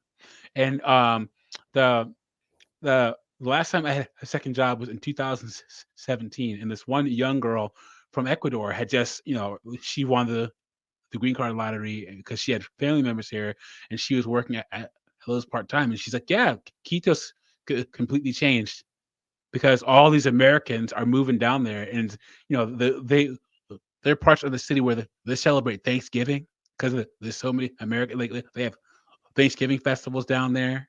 They try to show the Super Bowl down there. All sorts of great Thanksgiving stuff. is a decidedly American holiday. I could not. That's amazing. Like that, Thanksgiving is literally, that's the Pilgrims' holiday. That's America's holiday, is Thanksgiving. You got it. Well, in Quito, Ecuador, a lot of the restaurants have Thanksgiving celebrations for all the Americans. Yep. So it says, once Barker got the keys, however, many problems quickly came to the surface. Within the first week of homeownership, for example, she had to get new electrical work done because the wiring was so faulty that it was deemed a safety hazard. As a result, she wound up spending $25,000 on the electrical work, as well as a new HVAC system. So I got to chime in on this duct one. work. Jesus H. Christ. Yikes. Yeah, I hate to interrupt you again, but the electrical work, when I bought the house that I renovated, it still had basically knob and tube. And if for people that don't know, knob and tube was outside of bare aluminum wire, knob and tube was basically the second iteration of insulated wiring that was ever in existence at the turn of the century. And if for those of you who don't know, if you ever smell fish and you're not preparing fish at all, that means the electrical in your walls is actually smoldering and you're at high risk for a fire. So get out of the house and turn off your breaker box if you smell fish. That's probably what happened to this young lady, because it was built in the 40s and probably never renovated. It was probably bought by a couple in the 40s who lived there their entire lives and then passed on, and the estate, the kids wanted nothing to do with the house, and they just wanted the cash out from the estate. But $25,000 to rewire a 2-bed one. Did it say it was 2-bed, 1 bathroom? Did it say what the spec was on the house? No, it didn't say. Okay, so if I remember the TikTok right, and I think that girl, I recognize her, spending $25,000 on a rewire, they might be lumping the HVAC work in with that $25,000, which sounds more appropriate because an HVAC guy will charge you almost 30 grand to run central air. Yeah, one of the reasons I did not do central air in my renovation, although I'm going to be buying a condenser for my tenants because they hate window units. But yeah, 25 grand is pretty steep. My entire house, it was 1,600 square feet. And I paid the guys that I hired $100 an hour, basically. And I bought all the materials, and it was $8,900 all in to rewire that whole house with 2020 compliant safety box, 100-watt unit and everything. It has a breaker on the actual house itself, lightning proof, etc. $8,900 for a 1,600 square foot house. She spent $25,000 on electrical work. Now, again, they might have been including the HVAC system in that $25,000, which would be more accurate, but 25 grand is very high. Yeah, I would imagine they saw a young girl and were like, hey, and let me tell you one thing about Doug and PA, guys. I try to think like, I'm a good person. I try to live by a moral code. I think that what you put out into life, you get back in. But I know what people do to take advantage of people in business, or what rich people do to take advantage of people, because odds are, if I were up there, a millionaire or a billionaire, I'd probably do the same thing. I tell you, that's why Batman is my favorite superhero. He has billions of dollars. He can live a life of excess, but he puts on a cape, puts on a cowl, his brains and his balls, and goes to it does good in the world. Yeah, but remember, he does it all for Rachel. That's not my Batman. That was Christopher Nolan's Batman. Sorry. Yeah, because I like the DC, like in the comics and the DC animated universe, Batman never gets with a woman. Every iteration he ends up old and alone because he can't leave the mission behind. Right? Yeah. See, now I like that character. It's just like the first Blade. Blade was like, look, I know you're cute. I know you like me, but make me better serum so I can keep kicking ass. And that was a good movie. That one Yeah. and what was the other? Oh, maybe it was Blade. I don't know, but they were talking Yeah. about remaking it and they just killed the Oh yeah, yeah, killed the yeah, movie. yeah. 6 years and they couldn't come up with a movie. Anyway, yeah, it says but it didn't stop there. Barker discovered that every joist under one bedroom was either damaged or destroyed by termites. In addition to the dry rot and water damage found throughout the house, she had to spend another $15,000 just to repair the foundation. Barker was also told that she couldn't get home insurance until the deck and porch were brought up to code. So she took out a $10,000 personal loan to fix them. Then there was the tree growing through the house. The hole in the attic and the roof was a dead valley. Barker put the $15,000 contractor fees for those fixes on her credit card and has yet to pay it off. She said she now has maxed out 3 of her credit cards and used her retirement savings to pay for the work on the house. I went from being the most financially sound and responsible person to being eaten away alive by debt. Oh my God. Okay. That was like an avalanche of stupidity. I'm sorry. Just paragraph after paragraph right there. Blatant, eyes wide shut blindness. I'm actually impressed. I forgot that part of the story. That she did absolutely no homework. And did it say that she relocated to another town? Like she had never been there before? Yeah. Yep. Okay. Yep. So yeah, she bought this house online and I will trust me. I've looked at a lot of real estate in my day. You have to see it in person, period.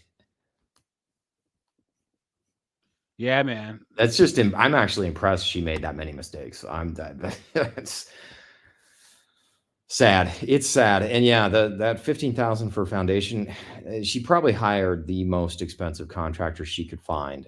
And if it was on, and I don't understand how she needed $10,000 for a deck and porch to bring it up to code. Code states that you need at least minor repairs, right? Like, well, code states that I think it's 32 inches for each step, and they have to be within like 9 inches of themselves, and the height and the cadence, or 6 inches or something like that. Code. It's very easy to basically buy some 2x8s and build yourself a set of stairs.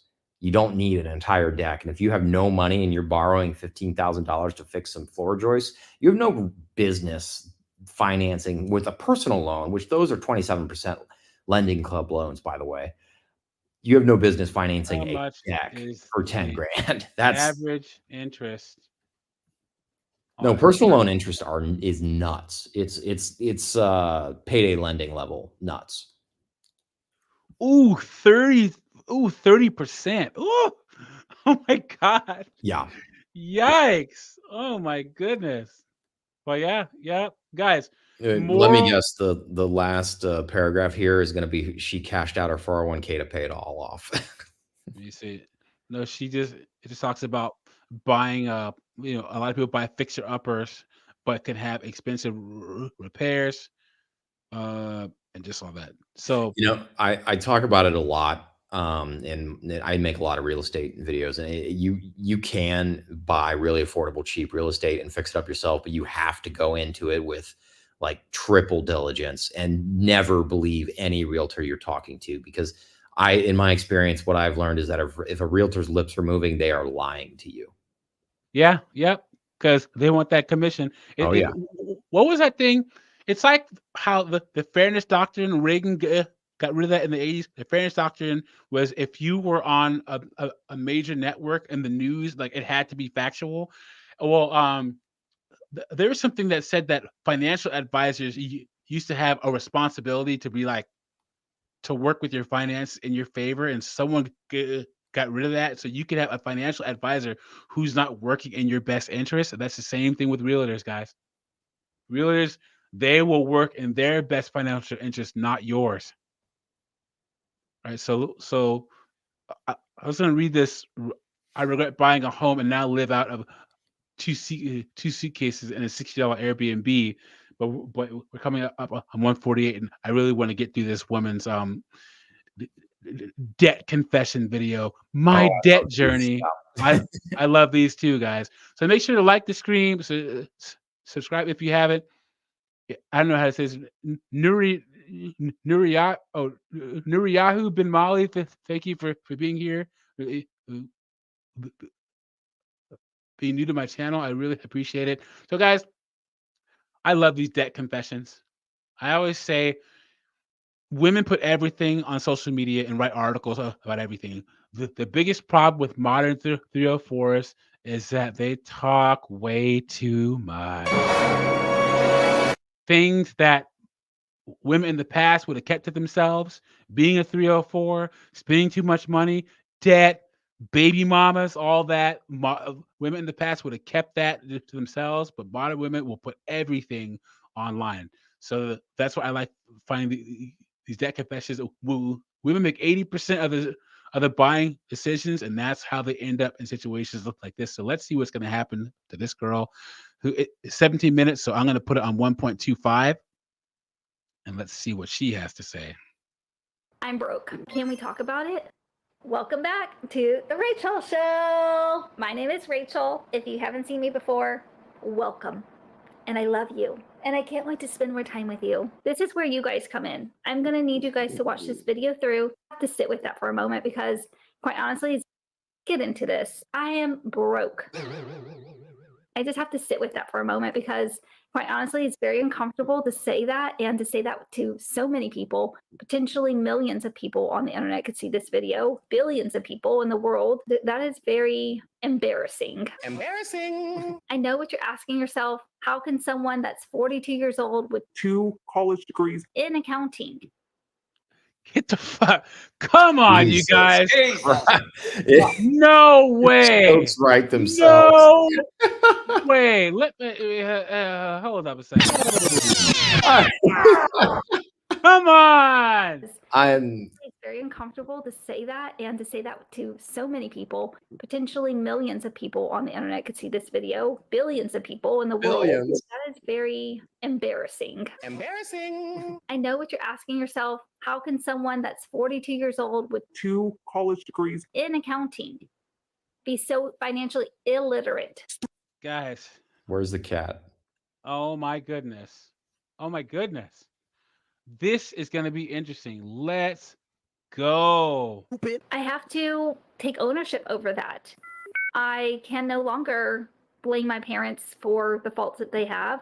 And I love my parents, and they've done a lot of good and great things for me and my sisters in my life. And I also try to give every person that I meet grace because everybody's going through this life for the first time. There's a lot of things that we're just learning in the moment and we're doing for the first time, and we've never done that before. And we're learning as we go on a lot of things in life, no matter how old you are. There's still going to be new things that you're learning and doing daily, if not weekly, even up into your 70s and 80s, I believe. And I just believe that we're always learning in life. But let's get into all of this. For reference, I am 42 years old this month. I have a college degree from University of Phoenix. Oh, there it is. Dude, did she say University of Phoenix? Yes, Oh she my- did. That's worse than ITT Tech, man. Guys, yikes. It's getting worse and worse. Well, now wait a minute. University of Phoenix, she should be getting the forgiveness Obama promised them. Guys, you guys know that the University of Phoenix was so toxic because that the Department of Education won't let veterans use their GI Bill for University of Phoenix, Walden University, or Strayer. Yep, you cannot use your GI Bill to go to University of Phoenix. Which plays a big part in this. And I also have, I think my University of Phoenix degree is in accounting. And then I have a bachelor's of science, major is accounting, and a minor in finance as well. So hold on. Major in accounting, hopelessly in debt. Something doesn't make sense. Accounting is math. Well, no, Raymond. With modern women, it does make sense. It's girl math, I forgot. It does, yeah. And let me look at this West Carolina University. Is this an actual university? It's probably real. Yeah. Well, I mean, It might is. be a It for-profit is. School. Yeah. It's actual university. So she just wanted to do it the easy way online for her master's degree. University. Go Cats. If you know, you know. I have those 2 degrees. I've been thankful and so grateful that I was able to pay off my car. So I don't have a car note right now, but I do have credit cards. How much debt I'm in currently today. All right, let me slow it down because this is here's the meat and potatoes. April 10th, 2024. I am in the hole for $97,263.43. And Did she say credit card debt? Oh no, that's her total debt. I'm going to break down where all of that comes from. We're going to go through this, and I've been documenting my payment journey, but quite honestly, I haven't been able to pay much on my credit cards, and I feel like I'm drowning, and I'm starting to fall back into that old like kind of depression mindset. And it's kind of disheartening because I feel like I've worked so hard to just say it is what it is. You're doing all that you can, Rachel, and you need to give yourself grace because also you are going through life for the first time and you are learning and growing every single day. But she's 42 years old. If she hasn't learned good financial habits by now, she's just not going to do it. She's not. I completely agree. And you should be grown up by 35. And do you see a ring on her finger? Well, if she would have had a ring on her finger, she wouldn't be in this amount of debt in the first place. And guys, like the thing about these debt confession videos is when women, like most women are literally afraid to do this because it's literally them smashing into a wall of accountability. And how many women do you know want to actually do that? Adam Schrader says, credit card debt is now over $1 trillion. Yep, sounds about right. Just trying to give myself that grace, but I'm starting to feel myself slipping back into almost a depression state where I feel like I'm never going to get out of this hole and I don't know how to get out of this hole. And I'm doing all that I can, but it just doesn't seem to be enough. And it's so disheartening. And I know that I've gotten myself into this hole and I need to figure out how to get out of this hole. But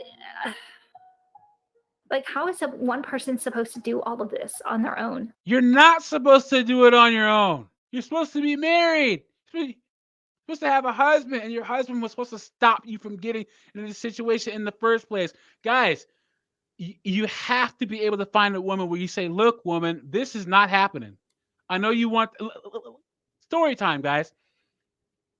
I did policy with the Affordable Care Act before my job right now.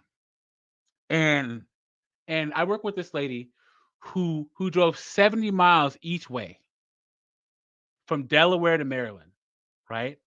And when she got her job with at the place I worked, she wanted to get a Range Rover Evoque, right? Range Rover $70,000 SUV. Oh, bro, it's more than that. Range. They went up. Evoque, right? She wanted one of these bad boys. Oh no, where'd it go? It's literally a Ford Edge. Like it's the same platform. Yep, it is. Oh yeah, you have 54,000. But she wanted like every single option on it. She wanted it kitted out. She wanted one of these, the 4-door version, right? So it was going to be like $81,000 for like the next version. And she was going to drive 70 miles each way, guys. 140 miles a day, 5 days. This is back in 2016. She's literally burning $1,000 in equity a day on that. Yeah. So she wanted it. Her husband's like, no, get a Honda, the small Honda SUV, the Honda CRV is a good one. HRV is pretty big too now. The HRV is the smaller one. Yeah, so her husband said no. The HRV is really nice too. It's the base level cars these days are way better. Like the features and specs are very impressive. Yeah, I drive a 25-year-old Pontiac Vibe. It's almost 25 years old, so wait, I'm cheap. You mean a 25-year-old Toyota Matrix? Basically, yeah, exactly. Yeah. Except I Look, only paid $1,400 for mine.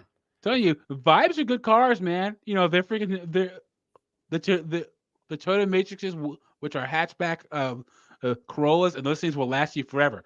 So Yeah, I see Honda Fit in the chat. Honda Fit's a great car. yep. So the Evoque she wanted was 81,000. The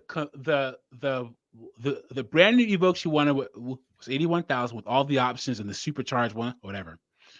The Honda's HRV was with every option on it was 29,700. So we're talking about a $50,000 difference. She's like, I want to get my Range Rover. And he's like, woman, I'm telling you, get the Honda. You're gonna be putting 140 miles.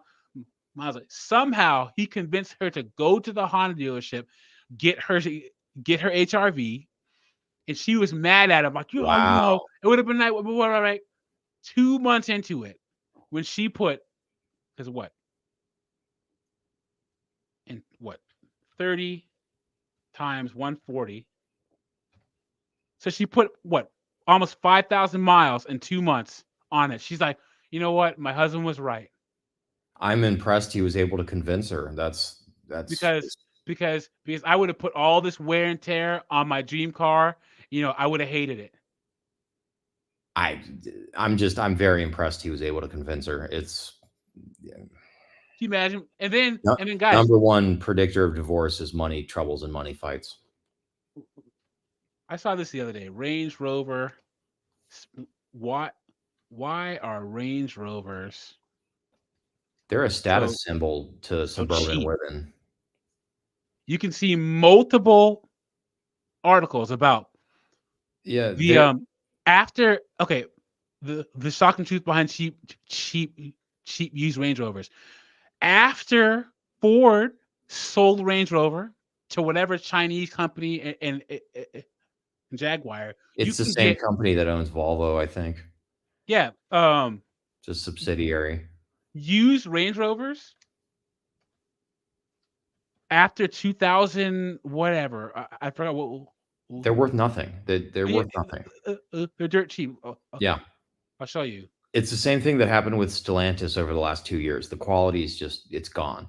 Look at this. A 2021 Land Rover Range Rover, $45,000. A 2019 Land Rover Range Rover, $39,000. Hey, you want to see some impressive depreciation? Look up a 2-year-old Tesla Model 3. You can literally, in my area, you can find them listed on Auto Trader for $18,000. Look at this. A 2017 with 47,000 miles on it for $29,995. It's because they're pieces of garbage now. These things will spend more time in the shop than you driving them. You said a Tesla Model 3? Yeah, man. I see on Auto Trader all the time in like the Dayton, Ohio area, the Tesla Model 3s with like 100,000 miles on them, and they're for like $18,000-$20,000. The depreciation is nuts. I don't know what area your zip code is, but yeah, 22 grand. That's not too far from 18. I always do Washington D.C. Put in, yeah. Okay. Oh my goodness, they are cheap. Yeah, 2022 for freaking 24,000. Do me a favor and put in 45373. Yeah. Oh my goodness. 20 grand. And all they ever talk about is the batteries. And that one, look, 20 grand. That one has 44,000 miles on it, man. The Teslas, they haven't changed the way they look in years, and they're still a status symbol. You can get a Tesla for less than a Toyota Corolla. Steve M says a 2009 Dodge Grand Caravan SXT. So snow and go seats. Let's go. The Dodge Grand Caravan and the Chrysler Pacificas, the ones with a 3.6 liter Pentastar engine and the automatic transmission, are great vehicles, and their depreciation is insane. I saw a 2017 Pacifica with 150,000 miles on it, which will still run if you do the maintenance. And it looked like it was in brand new condition. This old couple wanted $7,900 for it, and it looked like a brand new car. I almost bought it. I don't even need a minivan. I almost bought it just to prove a point. You want to get a really good, reliable used car? Oh yeah, Buick 3,800. You don't Yep. want the Lucerne. You want the LeSabre. Yeah, it is. But if you want a newer one, you can get the Holden, which is basically the Buick Regal from the 20 teens. These bad boys, man. Yeah. These bad boys would literally last you forever. Yeah, the Forever. 3800 motor, and they put them in the Malibu from that era. They put them in the they actually put them in the Camaro from that era. They put them in a ton of cars for GM. You Yep. pick up a vehicle with a nicely maintained 3800 engine. It's the same thing goes with like the Pontiac Vibe or the Toyota Matrix or the Toyota Corolla. That 1.8 liter 2ZZ FE, it'll go forever. Yep. It's true. It's true. I don't understand. Let's do a little debt breakdown. So I have $83,576 in student loans. Now wait a minute, how much? That's only that's not even 6 figures. Jesus H. Christ. $83,000 for a bachelor's degree from West Carolina University and for University of Phoenix. And I guarantee you $50,000 of this was from University of Phoenix. I guarantee it. She probably paid $30,000 for undergrad and then freaking $45,000, $50,000 for her. Well, and then how much of that was lifestyle spending on the student loans? It was trips, it was the semester abroad, and we all know what that means. And it was the nice dorm rooms and the high-rise apartment because you got to have the nice pad for college, and drinking money on the weekends. You borrow for that too. $6. A Conquering Water says my Wrangler has a Pentastar 100K miles, run smooth as a new car. So, Did you guys see that they're actually they had to stop making Jeep Wranglers because they have too many 24s. Yeah, so they stopped making Jeep Wranglers. And guys, you want to talk about a bad idea? This freaking Wagoneer. Oh, That freaking look at this thing, dude. What the hell were they thinking? Every cookie cutter, normie, conformie, suburban woman in this area drives either a Wagoneer or a Suburban. It's everywhere. People in this era love that vehicle. $96,000 for a freaking Jeep. Are you out of your mind? And it's got an inline 6 with 2 turbos on it. And it's not built like a BMW inline 6 at all. And I've seen videos where guys are towing these things with 40 miles on them. They literally are bricking themselves because they're overheating. And now with the way the new cars are designed, they have like limp home mode when something's wrong, and they just brick the car, and you have to call a tow truck and have it towed back. They're absolute money pit. Do not buy a Wagoneer. Yeah, man. I just no way. In student loans combined from University of Phoenix and from Western Carolina University, which is in Western North Carolina, a very podunk, small little town. So if you haven't heard of it, no worries. I am just beside myself. Dante in front of Purgatory, always good to see you. He says, on top of the tons of student loan debt, get a Money Pit Range Rover, Geely, and $1,000 a month payment and repair bills to come along with it. Brilliant, typical for thinking. Yep, 100% true. I'm $83,576 in student loan debts, and I only have 2 bachelor's degrees. And one of them didn't even get me anywhere. Wait, she has 2 bachelor's degrees? What? What? So when I became a young stay-at-home mom at the ripe old age of 19, and my frontal lobe was Whoa, we can't skate past that. She said stay-at-home mom. Yep. So is she not married anymore? So I'm assuming she was a stay-at-home mom and then she got divorced. Yeah. Yep. I had no business having children, I know. But it is what it is, and I can't go back and change the past. And I love my kids to death. The only thing I would change is she's gonna go online and do a video where her kids can see it, saying that she had no business having kids. There you go. picking a better partner and waiting longer to have kids till the noggin was fully developed. But during that time, I felt the need to still want to go to college because all of my peers were going to college and graduating and all of these things. And here I was just stay at home, like living in my pajamas, feeding a baby throughout the night and throughout the day while my husband at the time, who's now my ex, went to work every day. He was in the military, so very thankful that I had a very stable job. And I didn't know where to turn or how to get into college. Although my older So sister wait a was minute, telling wait a me- minute.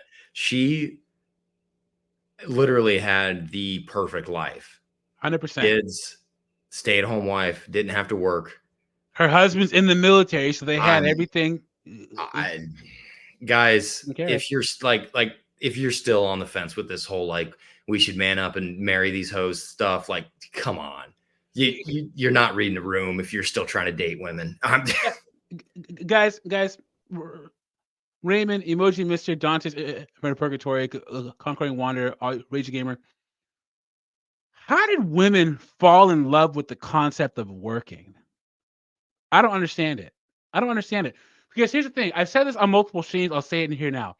America's a 77% services economy. But before the 80s, we were 85% manufacturing and agriculture, right? OSHA didn't become a thing until 1972. The Occupational Safety and Hazards Administration. The suburbs came from men working in factories and textiles. Okay, men work long hours. Women see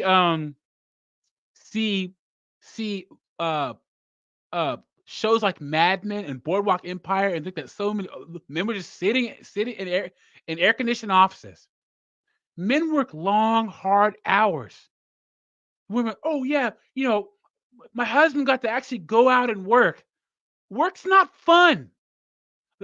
And I've said this in the past too. Women in the workplace have brought into the zeitgeist this whole concept of being happy at work, loving your job. I did not go into the workforce expecting to love a job. I don't want to work. Give me $4 million and no job. Guys, if you're not happy at work, take happiness out of the equation and see how you feel about it. Your job needs to be the means for you to be able to have the personal life and the finances and the time off to live the personal life and pursue live the personal life you want to live with the person you want to live it with. Make sure that you're getting everything out of your job that your job is getting out of you, and that's it.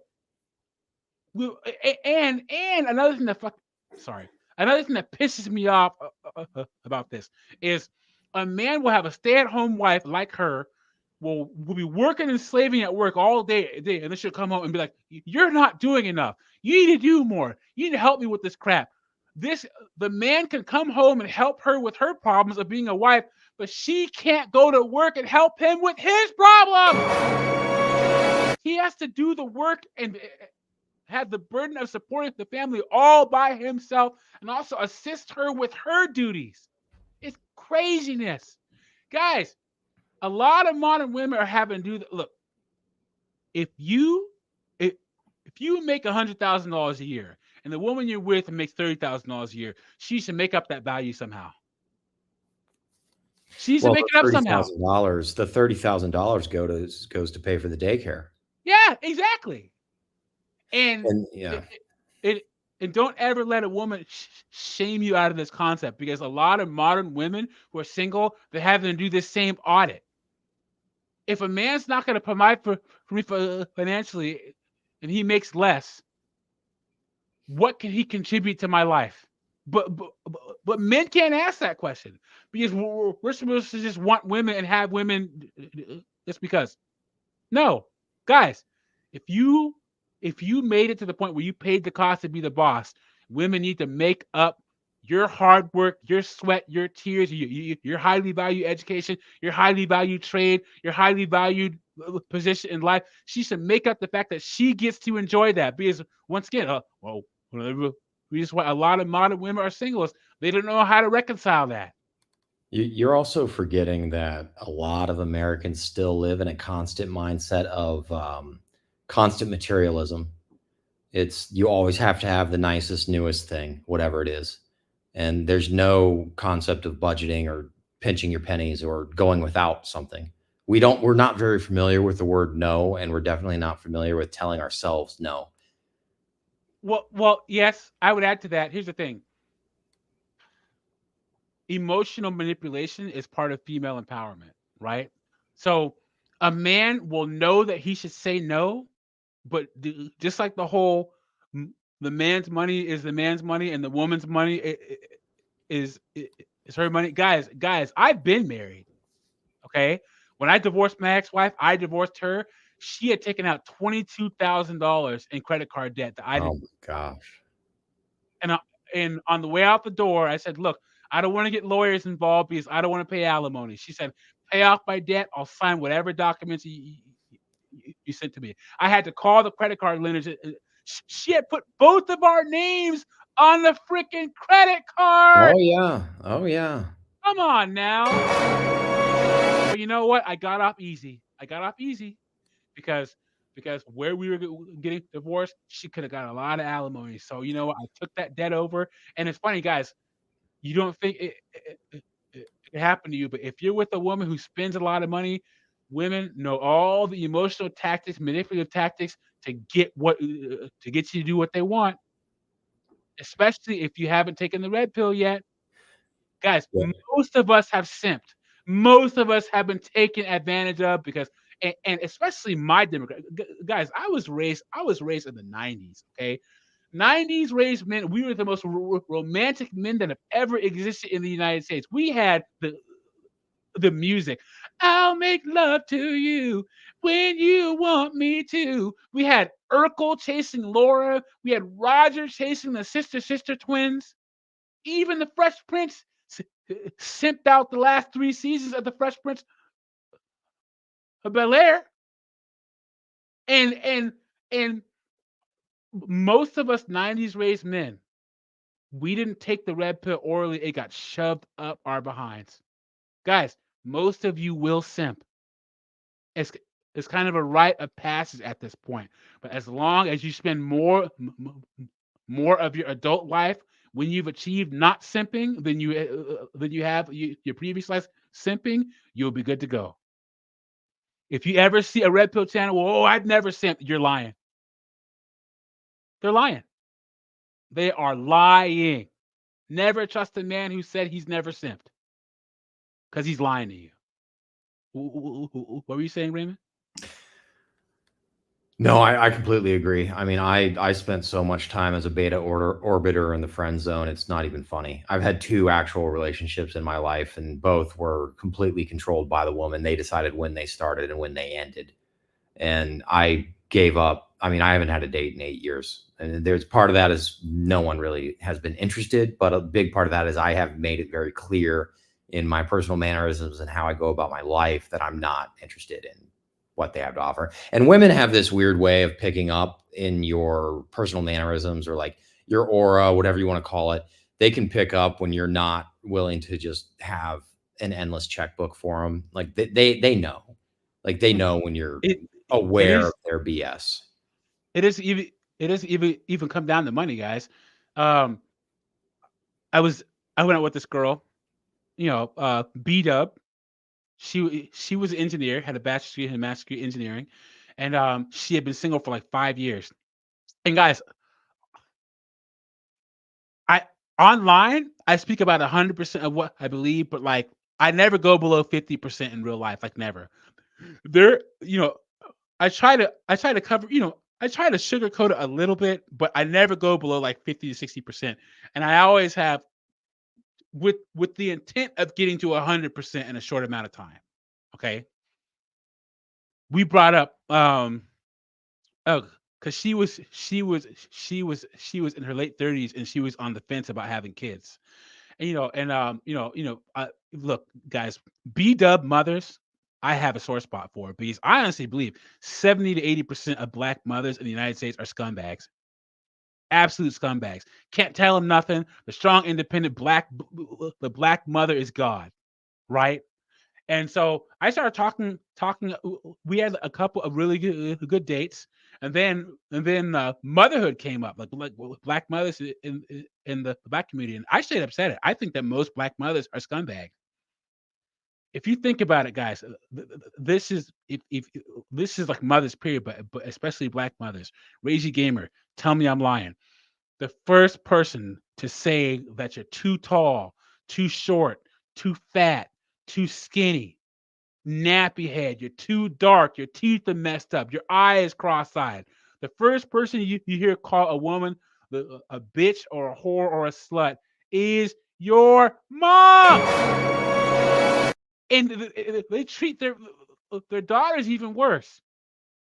Your boobs are too big. Boobs are too small. You dress like a whore. Your teeth are messed up. It's their moms, guys.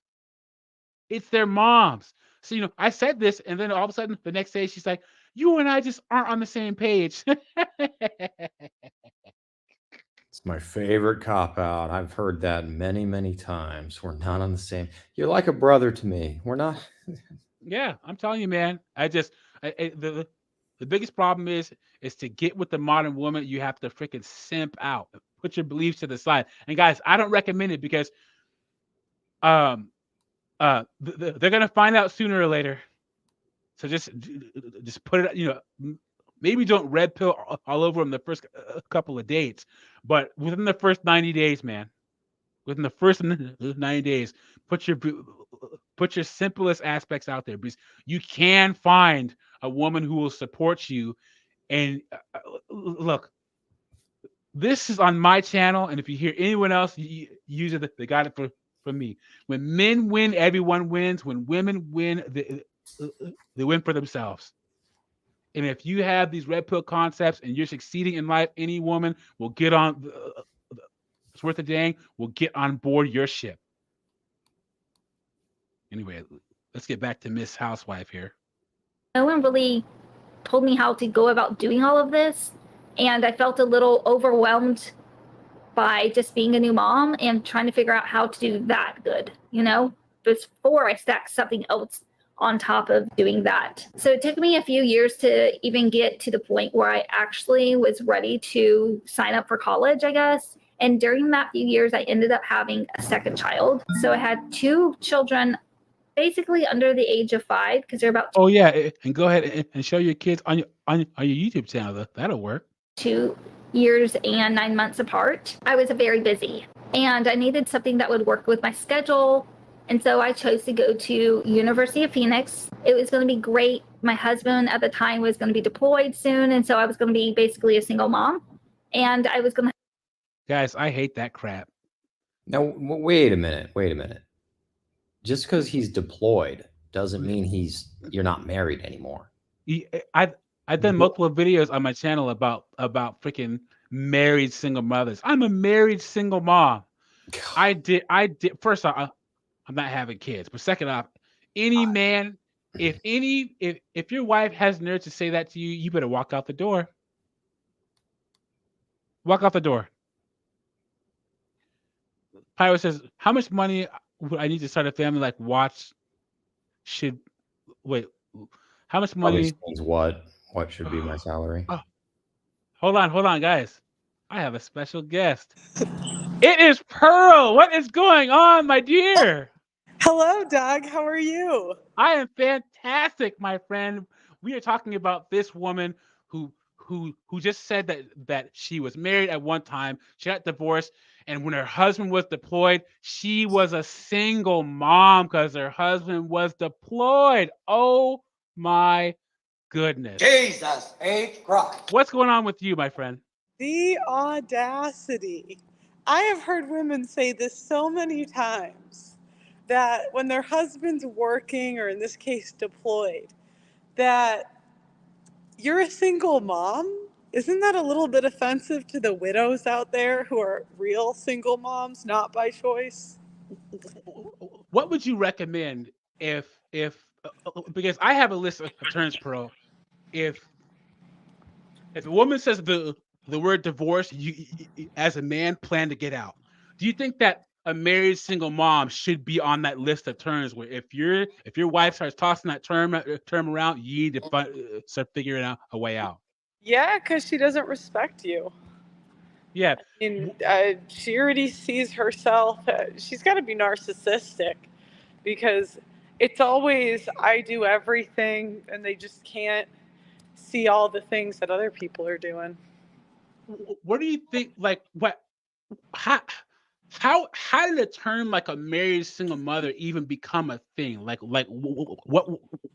would how did that even become a thing? Do you think?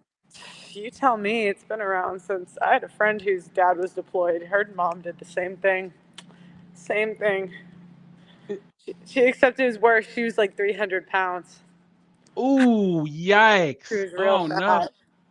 I'm gonna ask you the topic of the day. Why do you think that so many more single women own homes than single men? You know what? I'm not a finance person. So I just don't have the skill set to own a house. So I can't tell you this with certainty, but I've heard that owning a home is not what it used to be and you don't really make money like you used to. That could be wrong. I don't know. Uh-huh. And so I think men tend to be better at weighing the cost and the benefits of things. So if men aren't buying homes, there's probably a logical reason for it.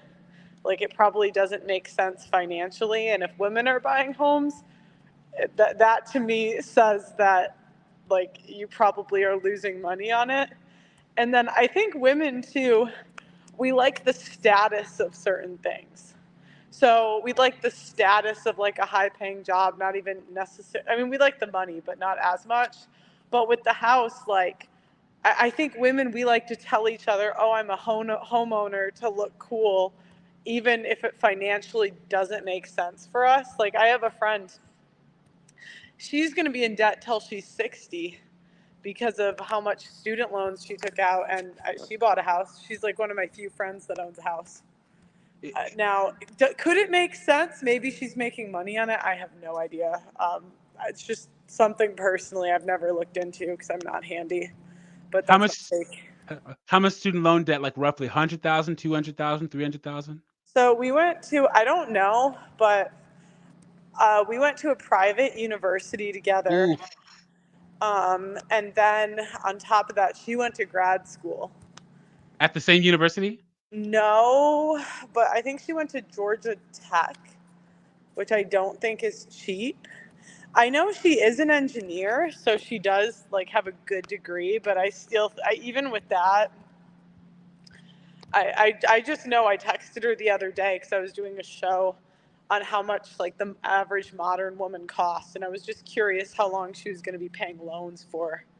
I think it was over 100,000 though, if I remember right. I'm gonna ask you a question because I don't like you. I've known you for a while. You hate debt. You hate it, right? I hate debt. Since what people do. How do these women stare down the barrel of so much debt and just like they? How can they go on these trips, buy these cars while staring at all this debt? Like, Well, what is the mindset? What is the disconnect? yeah. So I think the first thing is a lot of us, to be honest, I'm very lucky where my parents paid for my school. I may have been in the same situation had they not. Um, to be honest, because when you're 18, um, I just think like back then, people like student loan debt was just part of the deal. And you went to school, got a degree, and had debt, and no one really thought too much about it. Like, I remember in high school, everyone kind of looked down at the people going to community college or like a trade school. I'm not saying that's like right. I just remember that's kind of what it was. The second thing is when I was going through like that Modern Woman spending show, there's a couple of things that I noticed. Like one is cosmetic procedures and beauty. So again, our primary agency is beauty and women will do anything to protect that. And the second thing is being in the same room as high status men. I think a lot of women think that they will be the exception. And so they travel across the world to get in the same room as high status men or high earning men. They invest a bunch of money into surgeries to, and unfortunately, maybe there's one or two winners, but there's 10 losers. So that's probably not going to be the happy ending for most. So Now, why isn't that the happy? Because would you say that these women can get in the room with these status men, but can't attract them and can't keep them? well, I mean, it's a tough sell, Doug. I mean, these guys, it, there's two different types of high status guys I've found out, or I've just sort of noticed. There's one type that does not know his value. And so he has no idea the amount of like hot young ass that he could get. Or he sees it as too much work, too many problems. This is, you know what I like, maybe he works a lot and that just seems like they have no idea the amount of leverage. Maybe they're a little older, like a boomer or something, and they've been married for a while. The second type is the guys that know their value and they know how much hot young ass they could get, and they know there's another 22-year-old every year graduating from college. And I mean, you're essentially asking those guys if they're good looking, right? Because rich dorks just kind of become a mark.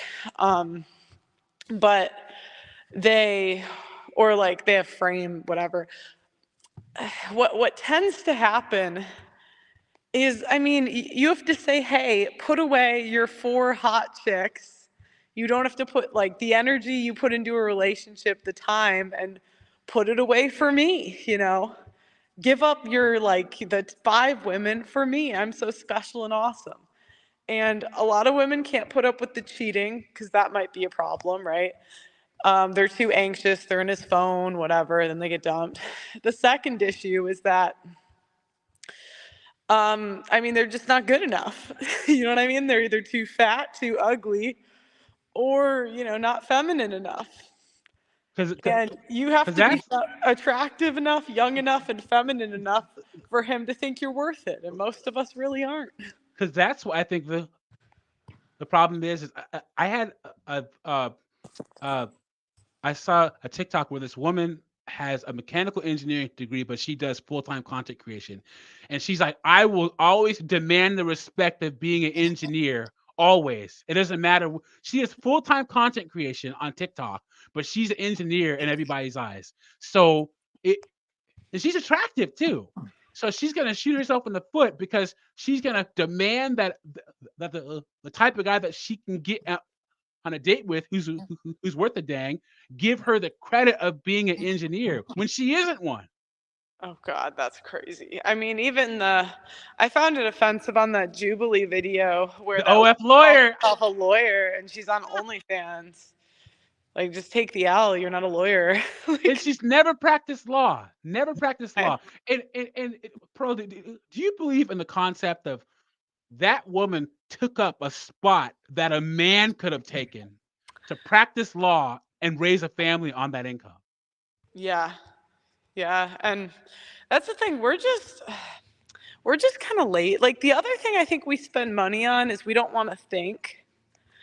That's so true. An example is the gym, right? A guy will get a gym membership that's $20 a month. And a girl will get a $250 core power class because she doesn't want to Google, the yoga poses herself. Yeah, that's true. That's true. Another important question I asked the stream is Gen Z. I'm going to pivot. I want to know you because you're actually part of Gen Z. 17 to 27 is Gen Z. I'm a millennial, actually. I barely made it. Oh, okay. I'm talking about the majority. Yeah. What if you look at the majority of Gen Z? What is the biggest problem with Gen Z? Because I said Gen Z is gonna smash into the biggest wall that there ever was in the history of the United States. Because you have so many men and women putting off, like you have so many men who don't want to start in the mailroom to work their way up to be a CEO. There's so many wannabe content creators, wannabe entrepreneurs that my generation, we were the first generation to have kids in our early 30s because we had the recession. You're gonna have a lot of entry-level Gen Zers when they're 35 now. they're putting off life auditing them until later. They are gonna get audited, but it's gonna be at the latest age in the history of mankind. That's what I think is the biggest problem with Gen Z. What do you think? I agree with you, but I actually think Gen Z men are smart. I know they say that they're unemployed or whatever, but my gut feeling is that they're doing, because this is just what I've seen, they do more like odd jobs. They don't see the value in education. And so the young men don't really like go, and they don't see the value as much in like corporate America. So I see a lot of them like Ubering and like going into the trades, that sort of thing. But I could be wrong. That's just anecdotal from what I've seen with like my brother and his friends. Like a lot of them are kind of going down more non-traditional paths. The women are screwed though. The women are going to do. Yeah, self-employment isn't counted in the overall W-2 labor numbers. The term is called a NEET, not an employment, education, or training. And all of a sudden, because so many men are unplugging, the male unemployment rate is still over 90%. But there's a crisis of men not working because it's a crisis. When like 73%, I think 74% of women are working. Over 25% of women are not working right now. And so what do you think is the biggest issue with millennial women? Like what are they Millennial? No, I'm sorry, Gen Z women. Like millennial women, I think we were terrible to be. I'm barely a millennial. I'm 2 months away from being Gen Z. What about Gen Z? That's Gen Z. So you know what I see with my sister and her friends? Because my sisters are both Gen Z. It's not like I see them being overly like wild or crazy. They're just very antisocial. Like I have a sister where I think they would be happy if she was like interested in a boy. Like if they caught her like sneaking out, it would be like, thank God. And and I just see their generation being very antisocial. Yeah. Like not like, it's not even like they're, I mean, I'm sure they're doing, something, their kids, whatever, but like, yeah, I mean, like dating apps, I'm sure, but it's not as like out in the open, maybe, like, because they just aren't social like that. So we can all agree that women have a need for social validation and a social kind of group, but like, do you think that the way that they like how they get social validation now gonna affect these women long term? Online. Like they all communicate through Snapchat, like, which when I was young, it was kind of like a dirty app a little bit, but now it's not even, I'm sure they do that too, but that's just how they all communicate. But I'm trying to think. I mean, I think we're going to see a lot of women with mental health issues. I mean, there's going to be a lot of failed influencers and content creators where they have all of their dirty like laundry on the internet, way too much information. It's there forever. Yeah. But then, Doug, the question is, I actually kind of think companies will just start overlooking it. I hate to say. No, you think so? Doug, there's a mayor running for office that's a stripper. AOC's a bartender in office. Like, I mean, I just think the male sex drive is so strong that it'll just, like, women always win. Riley Reid just got married. I mean, I know they like lose long term because of like consequences, but I've never in my life seen women not get bailed out. We always do. Well, yeah, I gotta agree with you on that one. I think that there's like a tier system, right? Because, guys, I want you to look around when you're out and about at customer service places and see how many you see people with tattoos on their faces working at places now. Yeah. I mean, I'm in corporate America, and seeing sleeves and neck tattoos is not strange. That blows my freaking mind. I never thought I'd see the day. And I think it's because they're having to do this cost analysis. Okay, we have two applicants. One has an OF, the other one has tattoos on their neck. Which one are we gonna take? We're gonna take the one with the tattoo on their neck. Isn't that sad? Isn't that awful? Well, what's gonna happen is they have to cut benefits at some point. So who's on benefits? Women. So then what are women going to do to make money? Sex work. So then when half of your labor force, let's say half of women end up doing sex work under 35, I mean, Oh, what are you going to, God. I don't think that's, attractive women under 35, I would guess like a quarter to half have done some sort of sex work, like Oh either no. sugaring, like OnlyFans. I mean, if they're not attractive, that's another thing, but So the sugar baby thing, like through seeking.com, it's way more rampant than you realize. Like if the girl's attractive, she's in her 20s, she's dating on seeking.com. And Oh that's a pay to play site. yeah. no. Or maybe even escorting. There is a private investigator on my show. He thinks 4 in 10 women have done it, I think was the I number. I believe those numbers. Yeah, it makes sense. I mean, think about it. If you're 30, so, 25, at that point, like, body count is what? High enough that it's not special anymore. So it's like, and the women, they have 100K in debt. If they don't want to get married, what are they going to do? Well, first off, they're not raised with the concept of virginity being special. It's not an issue to them because then that's a result of the parenting.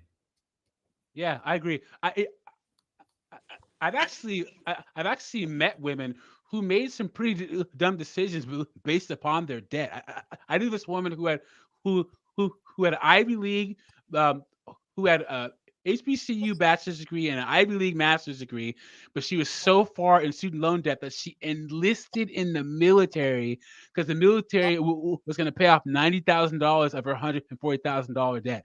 So she went to an Ivy League grad school and she's rotting away,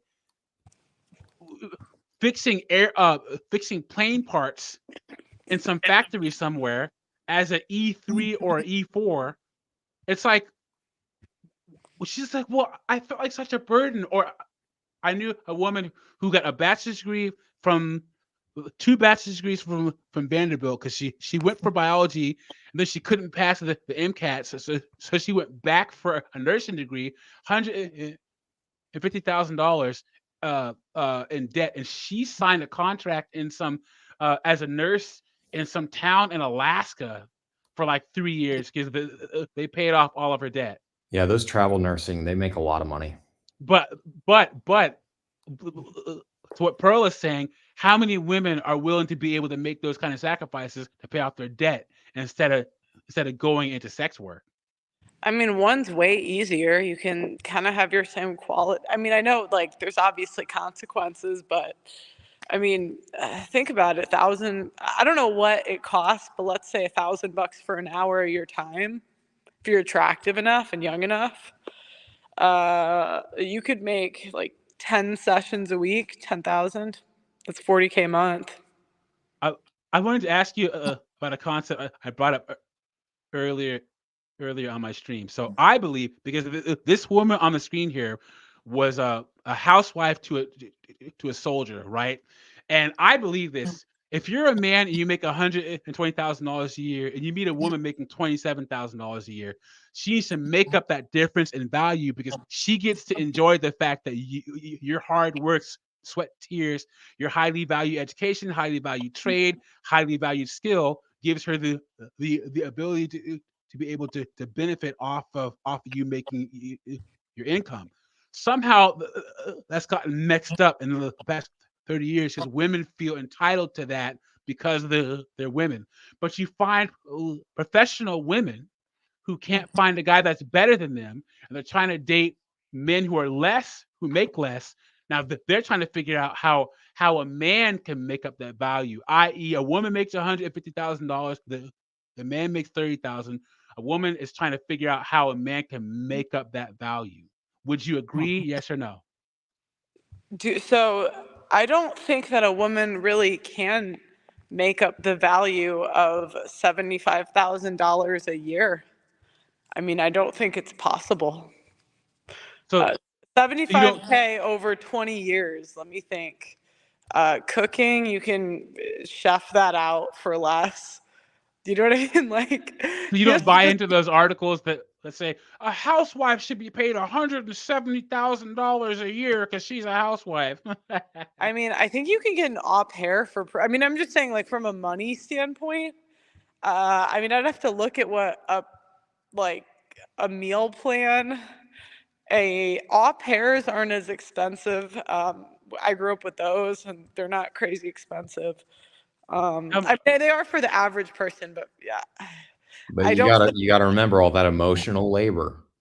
Yep. No, but we bring, like, I don't know a single woman that doesn't bring problems to the guy at all. I mean, even the best women I know, they're still women. Yeah, it's true.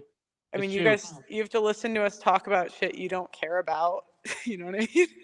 I think you guys do the emotional labor, not us. Yeah, it's true. That's the thing with, and also, Pearl, do you agree? This woman was talking about being a stay-at-home mom and all the difficulties she had.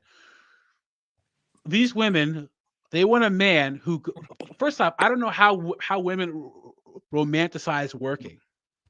In the 40s, 50s, and 60s, men were in manufacturing and agriculture. They work. The suburbs came from men working in factories and textiles, and feminists have rewritten history with shows like Mad Men, where like, oh, my husband got to go out and work, and I had to stay at home.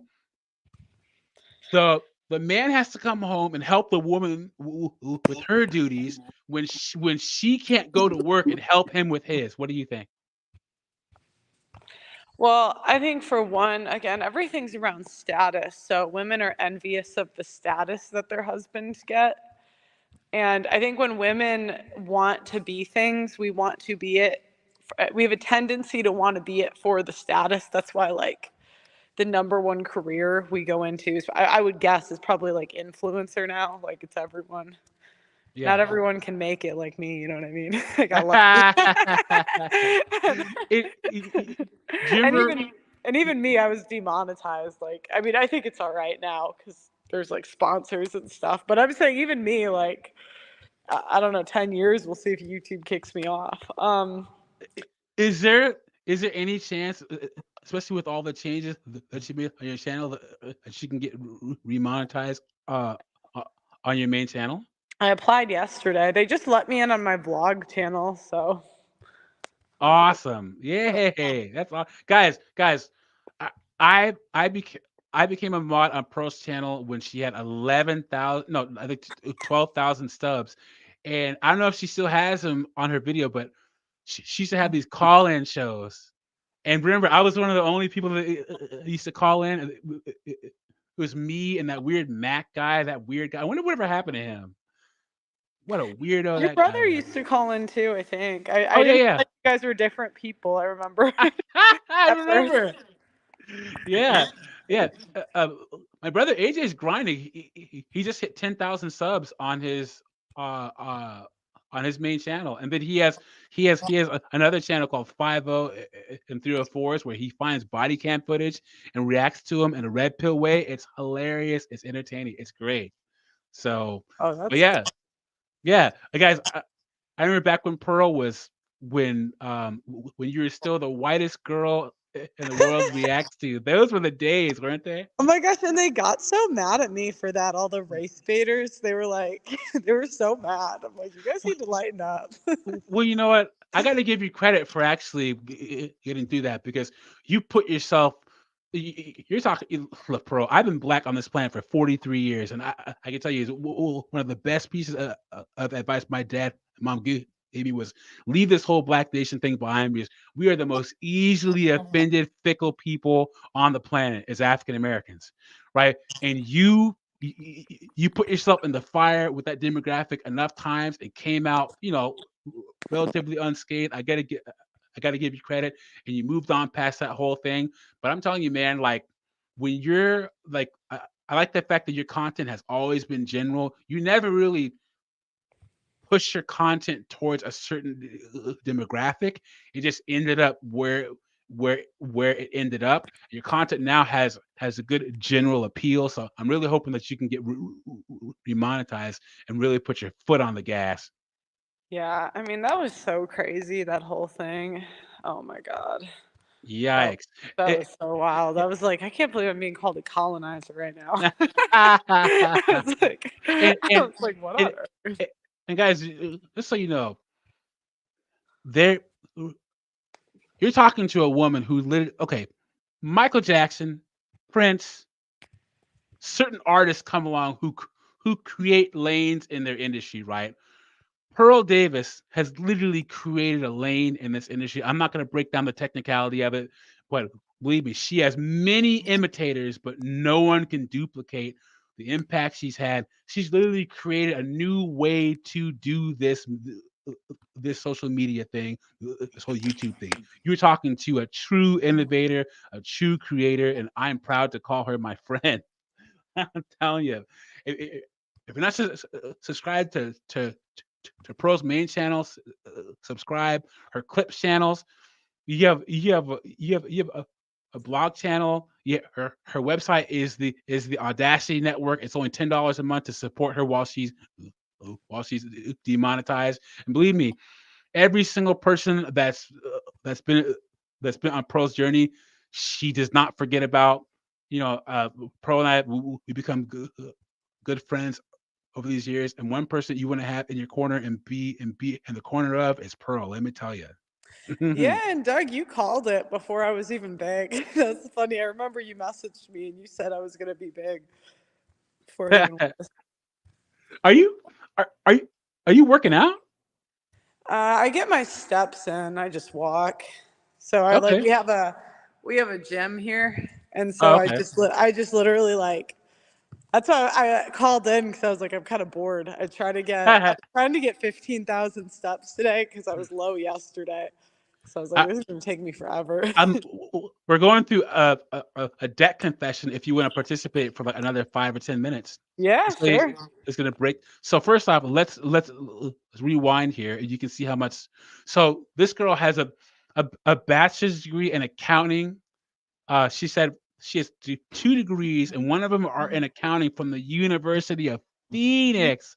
Oh no! And I think she said that she's $87,000 in student loan debt. And trying to figure out how to do that good, Hold on. Before I stacked something else, I only have 2 bachelor's degrees. And one of them didn't even get me anywhere. So when I became a young stay-at-home mom at the ripe old age of 19, Oh, here it is.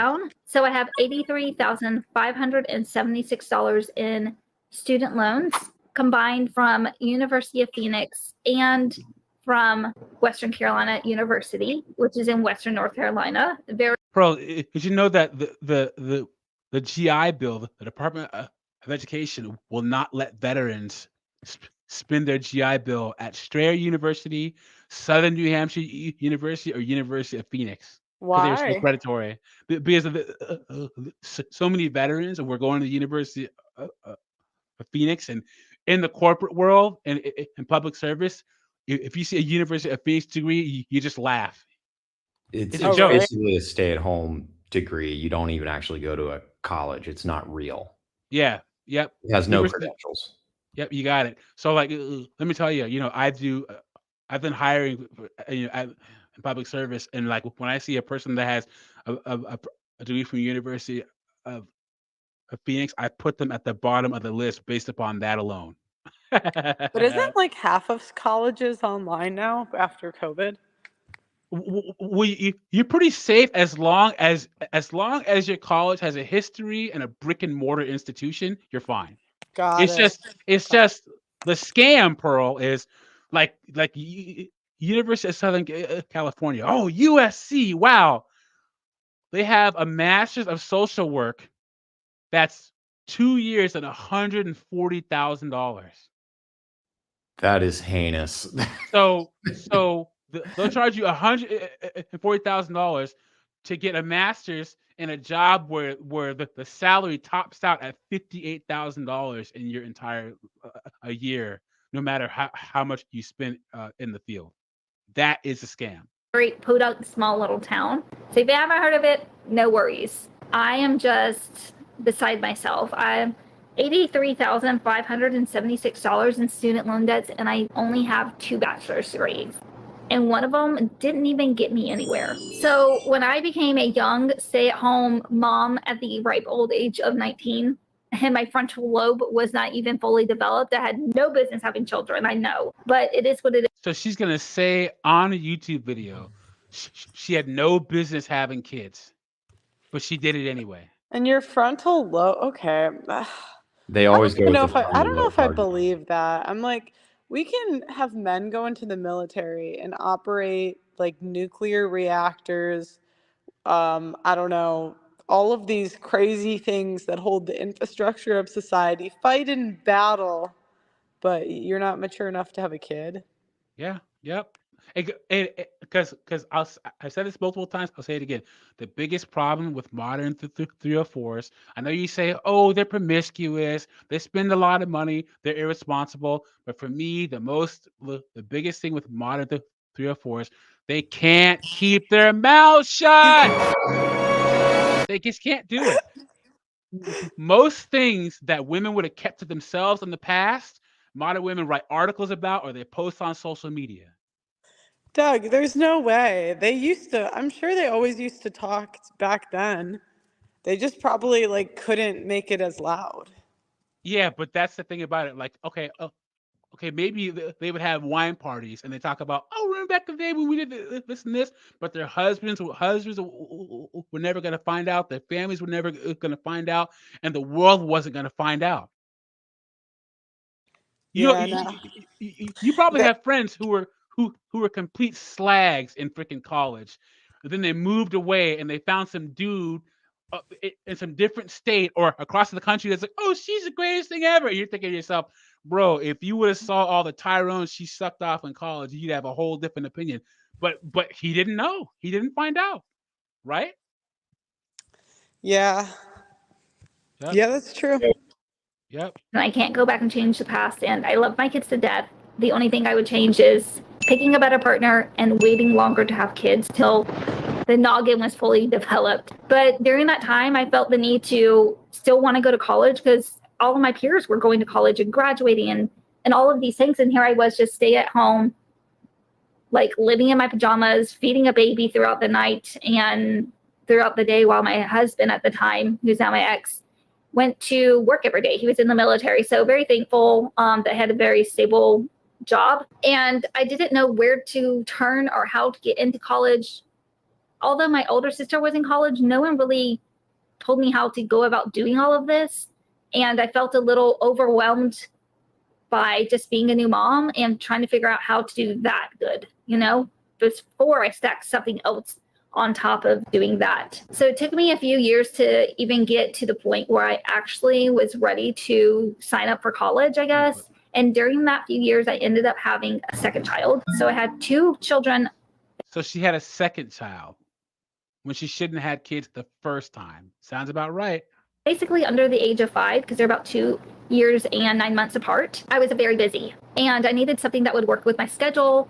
And so I chose to go to University of Phoenix. It was going to be great. My husband at the time was going to be deployed soon. And so I was going to be basically a single mom. And I was going to have to figure out how I was going to want to go to school during that time. And all of the commercials from University of Phoenix were coming up. And I just felt like I was being called to go there. I don't know. I was being called to go to the University of Phoenix. Jesus H. Christ. God works in mysterious ways, huh? Wait, do you know what I just thought of? I think women, the reason we romanticize work is because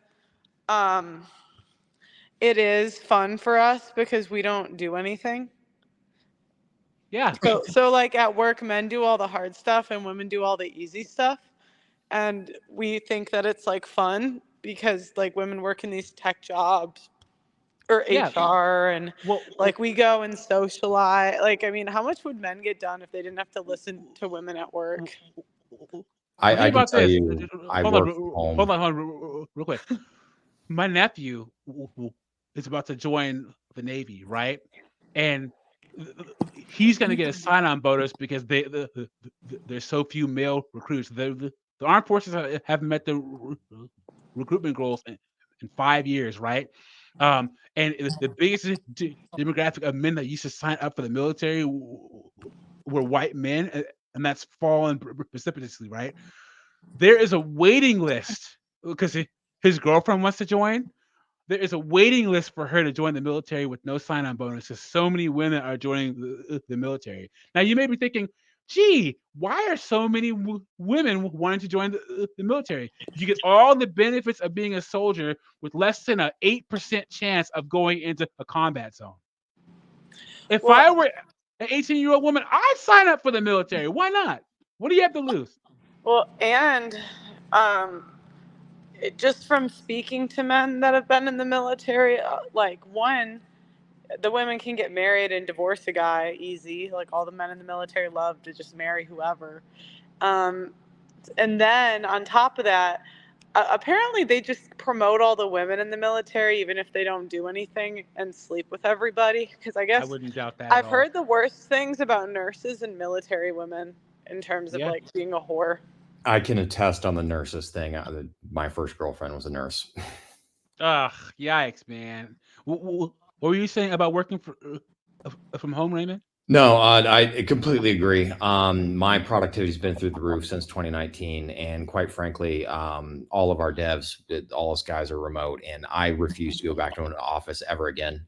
I have arranged my life in such a way that my expenses are low enough that I don't actually need this job, so I can replace it with other income, and I'm prepared to basically even go work construction again if I have to. I'm never going to go back into an office.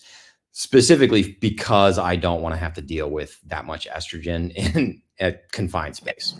Guys, I had to take the DC Metro for 4 years. You want to talk about a hellscape? A hellscape. The Washington, DC Metro system. I'm telling you guys, no, it is hell on earth. It was awful. 4 Yeah, years. I ran the numbers on commuting, and I would need at least a $25,000 raise to account for the increased cost and depreciation of the dollar since 2019, compared with how much my salary has not increased compared to inflation in the same time. And how about the work husbands? Like, really, they're just doing the emotional labor for the husband. And maybe they get to, like, smash too or whatever, but I'm sure that takes away from their productivity, you know? Yep. Yeah, I've never been lucky enough to be a work husband for anybody. That's not been a thing in my life. But I have seen it happen. The infidelity is rampant in certain roles. Luck has nothing to do with it, though. You know, on my channel, I always tell men, guys, like, you gotta stay away, man. Stay away from women at work. No Yeah, that's a good potlucks. point. I make it pretty obvious I'm not interested. Yep, eat in your cubicle and then go home because you can lose your career over an accusation. I'm telling you, especially if you're married or you're in a relationship. The best cologne you can wear to attract women in the workplace or otherwise is married. I'm telling you. Yeah, very accurate. I have a question. So sometimes I think that men opt into their own destruction. Yes, I agree. Because it's like sometimes I'm just like, guys, why? Like women 100% do, but it's like, God, women are such a kryptonite to men. Like, guys will marry women that rejected them for a decade. Why would you do that? Like, why would that be a good idea? Yeah. You know what I mean? Or they like won't wear condoms with like women that are batshit crazy. I'm like, why would that? I'm like, what? Yeah, you know, I've mentored about 35. Well, AJ and I, we've mentored about 35 young men between the ages of 22 and 30 in the last like 6 or 7 years. And the guys with kids, oh, my baby mama, you know what I'm saying? No, dude, I don't know what you're saying. Well, it just happens. Like if you keep that mindset about anything in your life, even how your kid got here, you will not succeed. Because if you think that things just happen, like men can't afford to have the attitude of things just happen. You're either in control of your life or you're not, and that's what it is. Like these guys that picked destruction. I also think it's easier to do what you have to do than figure out what you want to do. So like a lot of people will want to keep themselves in a have to mindset, i.e. you have these women where, oh yeah, I got kids. I have a 21-year-old, a 17-year-old, and a 2-year-old. Wait, but what? You're almost done. I know, but it just happened. No, because the thought of not having to take care of a child was too much for you to bear. So you decided to keep yourself in a have to mode and have a child. Men are the same way. A lot of men, they don't want to put themselves. It's more stressful and it's harder to figure out what you want to do than do what you have to do. That's what I think it is. Yeah. Or when they marry single mothers, I'm like, why would you do that? Biggest mistake that you can make. Why would you? Awful. Men are good people. They really want to save a hoe, Yeah, it's true. Tuned into what God was telling me, because I don't think God would have told me to waste my money. And it took me many, many years to figure out that I was wasting my money at University of Phoenix. It wasn't until after I got divorced I figured that out. But I went to the community college level of University of Phoenix, which is Axia College. It's like their junior college. And then I was convinced that the only way I was ever going to get hired is that I needed to go ahead and finish up my program and enroll those credit hours and bring them over to the University of Phoenix, part of the university where I would finish out my bachelor's degree. So I did that. I got my associates at Axia. I worked really hard and I got really good grades. I did go to school online and I was at high. All right, let's go to her credit card debt because I want to see what. Over the years, I've just been really, honestly, a broke single mom. And I've used my credit cards to help me buy groceries, put gas in my car, buy myself and the kids clothes from time to time. Yeah, I'm not going to lie. We spent the credit cards on frivolous things like going out to eat and things that brought me and my kids joy because I just didn't have. Did you hear that? Let us rewind real quick. I gotta go. My phone's about to die. Okay. Thank you for calling in, my friend. And congratulations on the marathon. Thank you. Keep it up. I listen to your show sometimes. It's really good. I appreciate it, my friend. Coming from you, it means the world. Thank you so much. No, you're great. You have great topics. So seriously. Thank you, my friend. Okay. All right. See you. Have a good one. Bye-bye. Yay. That was Hannah Pearl Davis, everyone. the legend. Oh no. So and I've met Pearl in real life. She is as cool as you see there in real life. Down to earth. She's awesome, man. She's great. So, but yeah, I remember back when she was 11,000 subs, and her apartment in London had just moved to London. She's another one of those content creators. I helped her a lot with the beginning of her show and stuff like that. But yeah, she's been great to me, man. We're actually friends. So anyway, what do you think of Pearl? Are you a fan of her? I've been watching her since, about the same time you were talking about, because you referenced a few content items. I remember the videos, the Red Pilled My Friend series, where she had her friends watch like Thomas Sowell and then talk about it. So I think that was way before 100K for her. So probably 2021 timeframe. So yeah, been following for a while. I can appreciate her. One thing I do appreciate about her is her relentless positivity in the face of the clear reality that we live in this world. Her cynicism hasn't completely encompassed her yet, and you can see that it shines when she, in her mannerisms, especially when she's on a stream with a friend. Yeah, I'm telling you. I told Pearl, I said, I'm gonna enjoy being because we used to talk on Instagram and stuff all the time. And I said, I'm gonna enjoy you now before you get big time. And Right. all of a sudden, 2 billion subs later. But yeah, I'm hoping that she gets remonetized. And Yeah, I think they just on let her main Candace channel. back on too, so they might be doing it for her. Yeah, man. Yeah, I'm gonna support Pearl no matter what. I Oh, remember yeah. when that whole thing came out. Oh, is Pearl racist and this and that, whatever. No, guys. I know her personally. Pearl is as awesome as you think she is. She's great. So if you haven't subbed to her channel, sub to her channel. Watch her Pearl dailies. You know, I mod there sometimes. You know, sometimes it's during my gym time and stuff like that. But anyway, we're gonna finish off this girl and then wrap it up because I didn't know that I go for 3 hours. But let's see. Nah, what you're good, man. Have the money. If you broke, just say that. I am. Now I have $13,412.39 in credit card debt. Okay, that's not as bad as I thought it would be. Yeah, I thought that it was gonna be worse, but I'm still gonna give it a. Jesus. Yeah, it's a lot, Hmm. especially at 33%, which that's what most cards are at right now. Yep.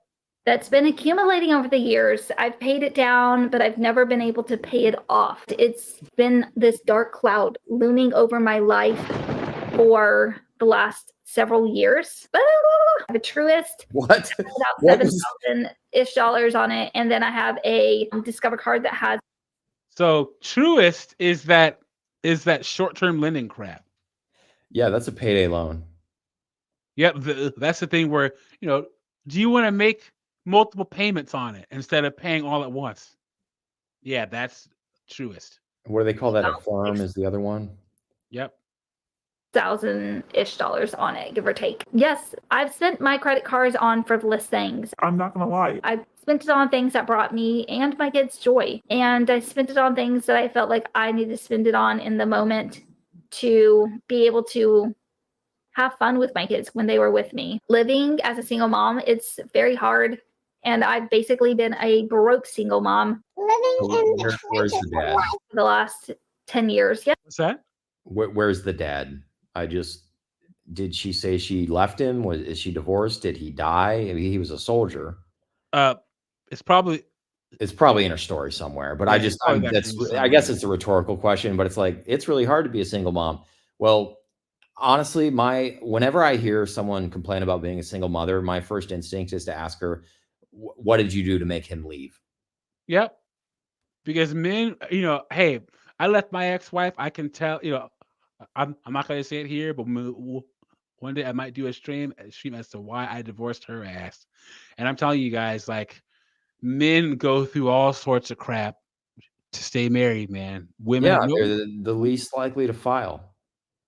women go through so much in relationship. We give everything we have. I'm telling you guys, there are so many women out there who, if they were men, they have a decent income, household, a house, car. If they were a man, they would find a woman who's 8 to 9 years younger, maybe 10 years younger, marry that woman, have kids, and support the family for the rest of their lives. But women, they don't want that smoke, guys. They don't want the smoke. Women, I say this a lot. Women have been convinced that being wives and mothers is the worst fate that could befall them. Yep. You got it. I have no idea how that happened. Well, it is late where I am. I have no idea. I had no idea that it was 3 hours and 12. We've been going for 3 hours and 12 minutes. Yeah. Steve M says my ex, she was with my best friend in platoon as a sergeant. So sounds about right. I had very bad intentions for a few months towards it, but luckily you didn't act on it. My dad told me when I was young. I said, "Hey, Dad." I mean, my mom was a great, a good wife to my dad, but I mean, a horrible mom to me. But anyway, for most of my life. But I asked my dad, what would you do if you came home and you caught like mom cheating? My dad, he was really into computers. He's like, I pack my computers up and I'd leave. I thought my dad would say, "Oh, I get all upset and I'd start whatever." But that's like, I said, you wouldn't get upset. You wouldn't get. That's like, why would I give away my freedom for that? Why? People, yeah, exactly. People don't realize that true like anger and rejection from a man is often just that action. Pack up the valuables, walk out the front door. You're never going to see him again. Like that's truly being cut off. Yep. Guys, nothing is worth your freedom. Nothing. Exactly. Nothing. You get locked up and the whole world goes along without you. Yes, that's a very good point. And I think it's a thing where when you're getting older, you kind of realize that it's not worth it. But I mean, I'll admit I woke up from many a bar fight the next day with black eyes. I never woke up in jail. One of my favorite episodes of Locked Up Raw on MSNBC back on the day.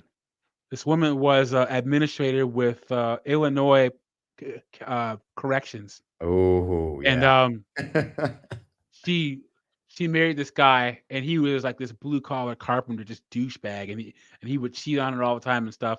And he cheated on her, and then they said, "Oh, we're gonna have a new year. It's a new us, whatever, blah blah." So like she had this high profile job. She was up high in the administration, and so he promised he wasn't gonna do it again and whatever.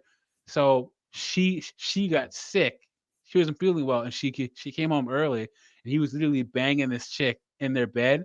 She got her weapon out and freaking took him out and the woman out. Jeez. Right. So because she was in the administration, they had to move her to Kentucky. Oh yeah. So she was in the women's prison in Kentucky, and she was over the women's job training program, and so she was helping women. They had a school to do hair, a school to do all these different things. So when women got out, they had a skill, and and she was doing good work, tight, efficient, whatever. She's using her administration skills to help the program.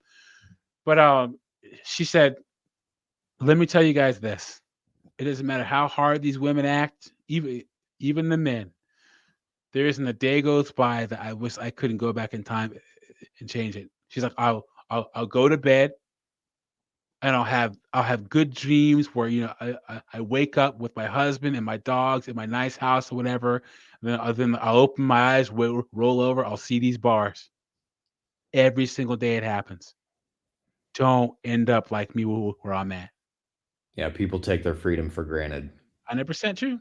100%.